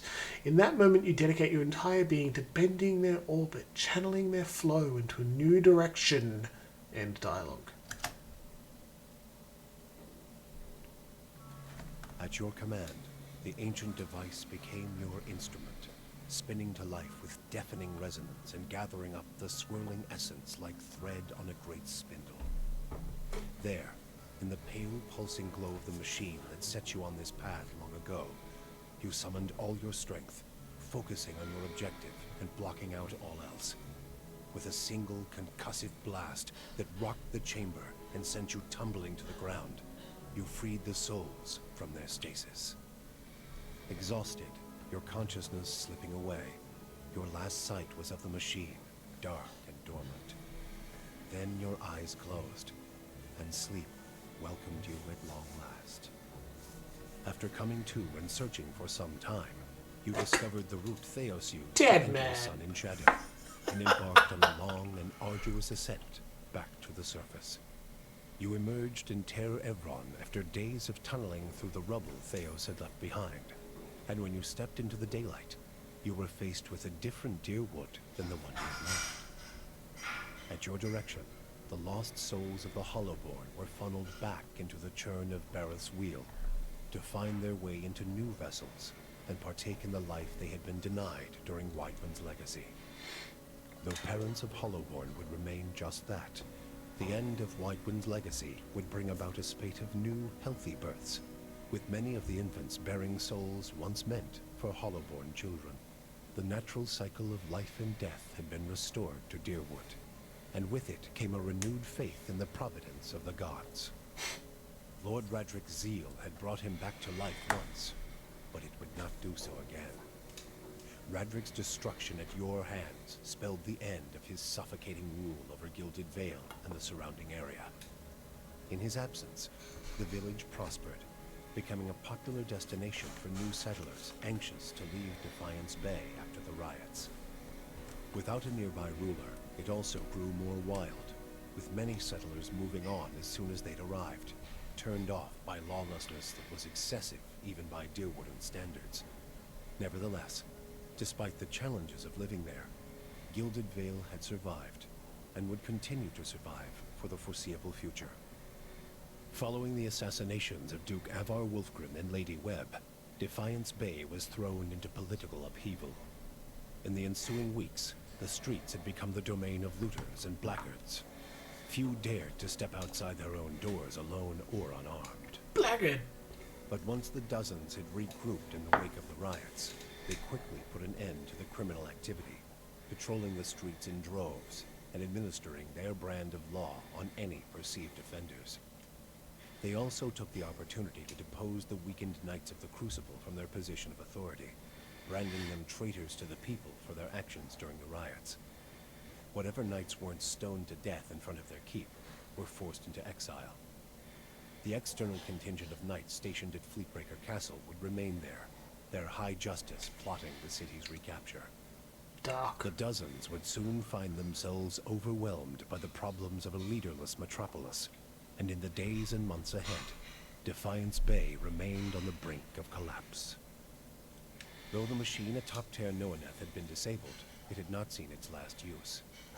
Heritage Hill was rebuilt, and no sooner had the first families moved in to resettle the district than members of the Leaden Key, acting under standing orders from their Grand Master, climbed the tower and reactivated the machine. Standing orders, that's the initiates important. slew a handful of the new settlers under cover of night, and watched as history repeated itself, the victims reanimating and devouring the survivors.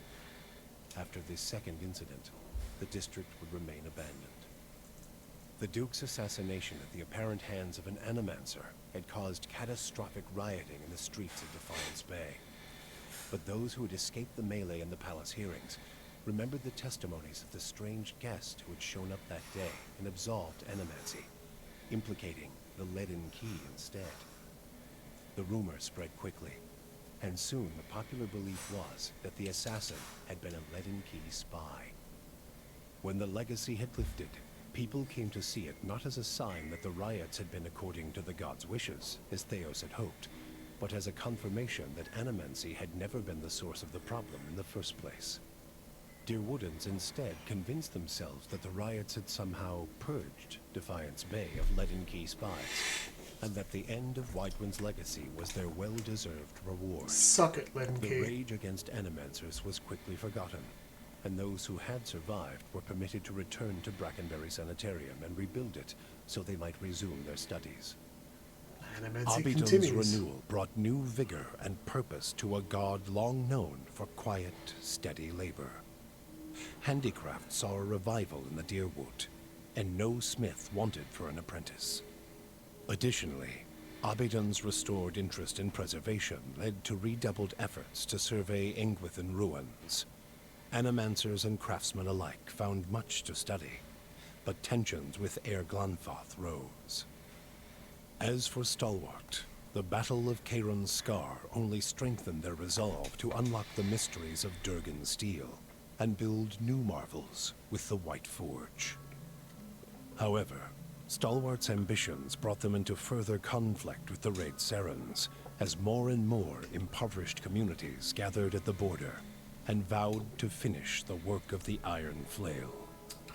It would be many generations before the region saw peace. The Flames That Whisper clan found a cautious peace with Stalwart, particularly once the villagers heard of the aid the ogres had offered against the Eyeless. The clan moved back into the Russetwood, and as Stalwart grew in prestige, the villagers formed a tighter alliance with their ogre neighbors. Within a generation, ogre traders visited Stalwart, and village hunters were welcome in the Russetwood. Harmka's death had brought the Devil of Carrick little satisfaction. In time, her taste for vengeance soured. What replaced it was a hunger to feel something, anything, new. Summer had thinned the snowpack twice over when she felt the joint at her elbow first begin to stiffen. She turned her back on the hopes of animancy and civilization and walked east. She pushed through the mountains, past Raid Ceres, and into the broad plains of Ishamiddle. She had forgotten what it was like to simply journey, no goal or destination in mind. Though she felt nothing more than the steady thump of her feet on the road, the endless horizons and grassy meadows were new to her. She measured her time in the gradual rusting of her body and was satisfied. Her movements slowed, but so did the world around her. Waist-high grasses undulated and tacked in the wind, as gradual as the tides. Sparrows and blackjays made steady pilgrimages across the sky, each flap of their wings a solemn salute. She could hardly move when she found something she had never seen before, the ocean. With the last of her strength, she pulled herself beneath the water, content at last to feel the movement of currents and the constant caress of the waves. That's the Once good end. Maneha had made peace with her memory, she decided the time had come to face her more recent past. For the first time in decades, she returned home to Rawatai, and she found that it had changed as much as she had. New districts had sprung up along the coast, while others withered into crumbling husks, and the streets had changed their course as surely as rivers. Her parents wept with joy at her return. They still ran the old spice shop, and in its many aromas and flavors, she found memories of the places she'd traveled and the people she'd known. She told her story, bottle by bottle, and began to build a life on the soil she knew best. The fortress of Cadnua emerged as a bastion of security in the midst of an untamed land, becoming the envy of every thane and earl in Dyrwood. Legend grew over time of its impregnability, and stories of formidable invaders easily scattered by the keep's defenses became popular around the hearths of Dyrwoodinians. That's exactly right, Troops. It's made by a lot of the same people. To travelers, merchants, and visiting dignitaries alike. And that's what it's supposed to imply. The finest fortress in all Dyrwood. A summary for all the places you've near been and distant to make. lands alike to experience its fabled hospitality and grandeur. Yeah, it's the Audra dragon, known as the those Master endings below, were really important. her soul now housed in Made the body of all our Alfred's choices fallen feel lord, like passed out of Dyrwood in they had purpose. anonymity, her final destination unknown, even to herself.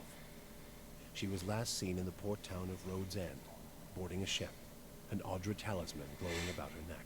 And it's true, it is important. Pallegina had gone against the Duke's Bell's orders by inventing a new trade arrangement with the Anamenfath to accommodate the recovering Dyrwooden market. With the Dyrwood's people still weakened by Weidmann's legacy, the Valian republics easily pushed their would-be competitors out of the market. For her outrageous insubordination and audacity, Pallegina was banished from the republics. She traveled north in the Eastern Reach, avoiding Valian ports and entering the ranks of the kind wayfarers. Despite her bravery and dedication to those in her care, her strange appearance made her feel like an outsider wherever she went. This Duke's a jerks. Haravius took his leave of the party and, after his first bath in years, returned to his nomadic lifestyle. With his homesickness expunged, he found renewed joy and tranquility in his wandering survey of the wilderness. For the first time in his life, he ventured beyond sight of the mountains of Glonfath. During his travels, he penned numerous journals and sketches detailing his travels through frozen tundra, searing desert, and tropical forests. Wherever he went, Haravius left behind stories of the Autumn Druid, a temperamental, one-eyed wise man of the forest, known to bring food to lost travelers, and unusual advice to anyone willing to ask him a question.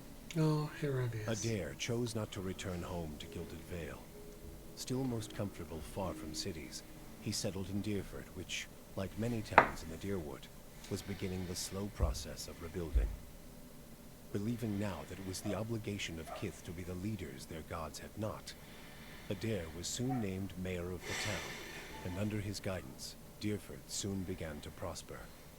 He expelled the last of the Scanites from the area, and drew new settlers with the offer of land, a trick he had learned from someone he otherwise preferred to forget. With each passing day, Dyrford would come to more closely resemble the Gilded Vale of Adair's childhood, the one worthy of its name. When the dust settled in sun and shadow, Aloth looked upon the remains of Theos Ixarchanon, his former master. He saw where the Grand Master had gone wrong, and what would be required to undo the harm Theos had wrought. With a flick of his wrist, he burned Theos's robe headdress, and every other symbol of the man's power. Never again, he vowed, should Kith live in fear and blind obedience to an authority they did not understand. Armed with the knowledge and courage he had gained on his journeys with the Watcher, he set out on the long and lonely task of dismantling the Leaden Key. Good job. With both their aims fulfilled, Kanarua bid the Watcher farewell. You're right, his Hinder. beloved Rawatai. There, he reported on his findings to the Lore College. Kana spoke of the Ingwithan people, describing both their vile experiments and their inspiring accomplishments. He spoke too of the destruction of the tablet by the Leaden Key, and the group's efforts to erase the Ingwithan legacy from the world. Both inspiration and cautionary tales, he said, could be found in the world beyond Rawatai's borders. Kana urged his people to continue to pursue knowledge abroad, so that the lessons found there might benefit Tekoa. Kana's inability to prove his theory of Ingwithan influence diminished his academic standing, but his passion drew much interest from those less concerned with degrees. Kana swiftly became an influential figure in the move toward a more collaborative approach to expansion on the northern continent. In his personal life, he came to enjoy the reputation of an affable eccentric, willing to share grand and impossible secrets, along with a drink and a song. Very good, Kana. With Theos defeated and the souls released from Sun and Shadow, healthy children were born once again in the Dyrwood. The grieving mother sought a place where she might do penance for the birthing bell. She returned to Dyrwood, where, to the astonishment of the villagers, she delivered the first healthy child in over a decade. She remained there, and with each new birth, she saw a measure of hope restored to the Dyrwood, and a measure of grace for her own troubled past. Durrance used Magrin's strength only until Theos had been cast from the world, and then swore off her influence entirely.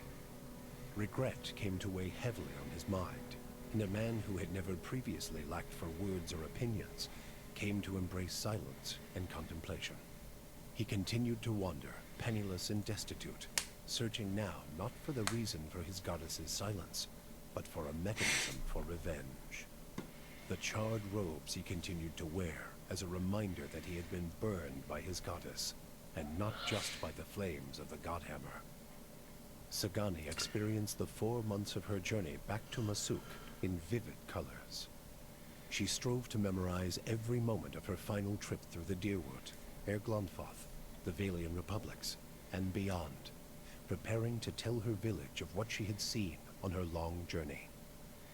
All of Masuk shared in her triumph, and she felt her pride and elation magnified by the joy of her village. Never again did she doubt the value of her sacrifices. After decades as a long hunter, Sagani finally became one of Masuk's most respected elders. She guided her community with wise counsel, and a generation after she finally passed, another huntress journeyed into the world to find her soul. I found her so important. For you, the death of Theos brought an end to your waking visions, and a silence to the whispers of the past. In their absence, you were able to sleep. The questions of a distant lifetime ceased to trouble your soul. All that remained was what to make of the answer. But at the moment, there was little to be done, and the matter would have to wait. A long journey loomed ahead, made no easier by your decision to bring an infant to Sun and Shadow. What the fuck were you doing? Yeah, that's one of the reasons I did. It's so funny. Okay, so now it plays credits. Congratulations, everyone. Everyone in the chat. Everyone who tuned in for a little bit.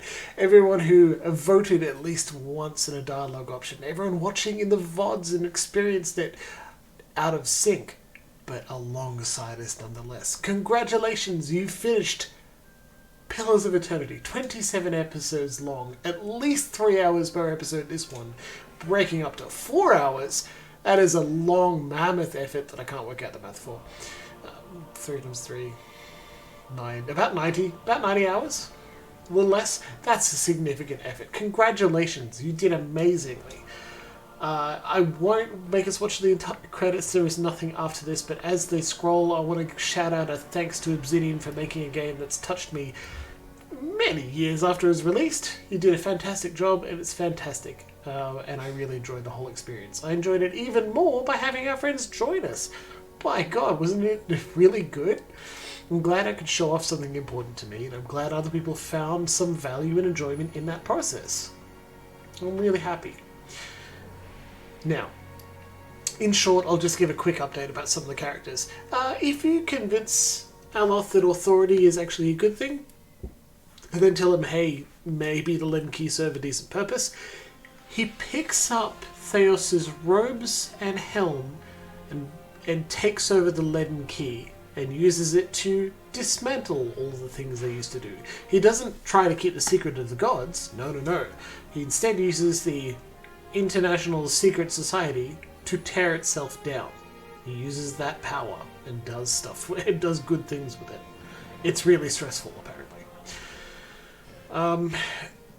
Adair, I don't know what his other ending is. I haven't chosen it, ever. Sagani can no longer believe in the value of her traditions, and is kind of grumpy but still lives with her family. Grieving mother, if you make her forget what she's done, she fades away into the distance and walks into the wilds and goes back to the birthing bell and dies there after a bit of time. But otherwise, you can make her join Deerfield as a member of the community, and that's really cool. Much better solution. I said Devil of Karok's ending, we chose the best one. You let her go take revenge, and she finds peace in the end. But if you don't, you convince her it's not worth it, she has a lot of trouble dealing with that and eventually turns not just to revenge still, because she still wants it, she never got over it. She also turns to random murder and is torn apart by a mob. It's just horrifying. So you chose very well in letting her get that one piece of revenge, get a bit of peace, and eventually fade away. Palagina. It's interesting because her quest is most influenced not by what you tell her to do there, sure, but there's a greater impact on what you do with the souls. If you empower the Dyrwood, her trade agreement to improve the Dyrwood and the Glenfarthens nearby, that makes them a much greater trading partner, and they defeat the Dukes, and she's still ostracized, but is not a member of the Kind Wayfarers. They instead just treat her as a local paladin. She's raised up by the local areas as a minor trade master. That's pretty cool. But if you let her make the deal and then empower them anyway, if you make the original Duke deal and then empower the Dyrwood, the Dukes fail because they didn't expect the power of the Dyrwood to come back up, and then she gets ostracized for that. The Dukes are bad, essentially. Don't trust them, they're jerks. Yeah. I don't think I'm missing anyone specific. Manaha, I don't know much about her. You'll notice Zawa just didn't get an ending slide, and that's why I feel like some of the companions in White March weren't really as laid out. It's at least definitely not as well as Devil of Karok, who definitely did. Zawa feels like an addition because they needed a monk. That's a bit of a shame.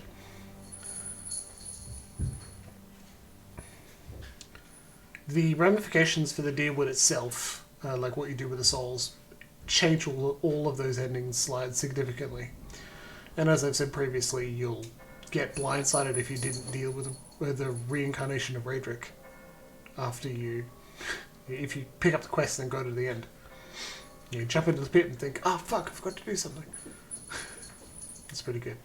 Now these are not the only flags that are taken into the sequel. There are quite a lot of them, whether you have Consul Hort's head in your inventory when you finish the game is taken into account.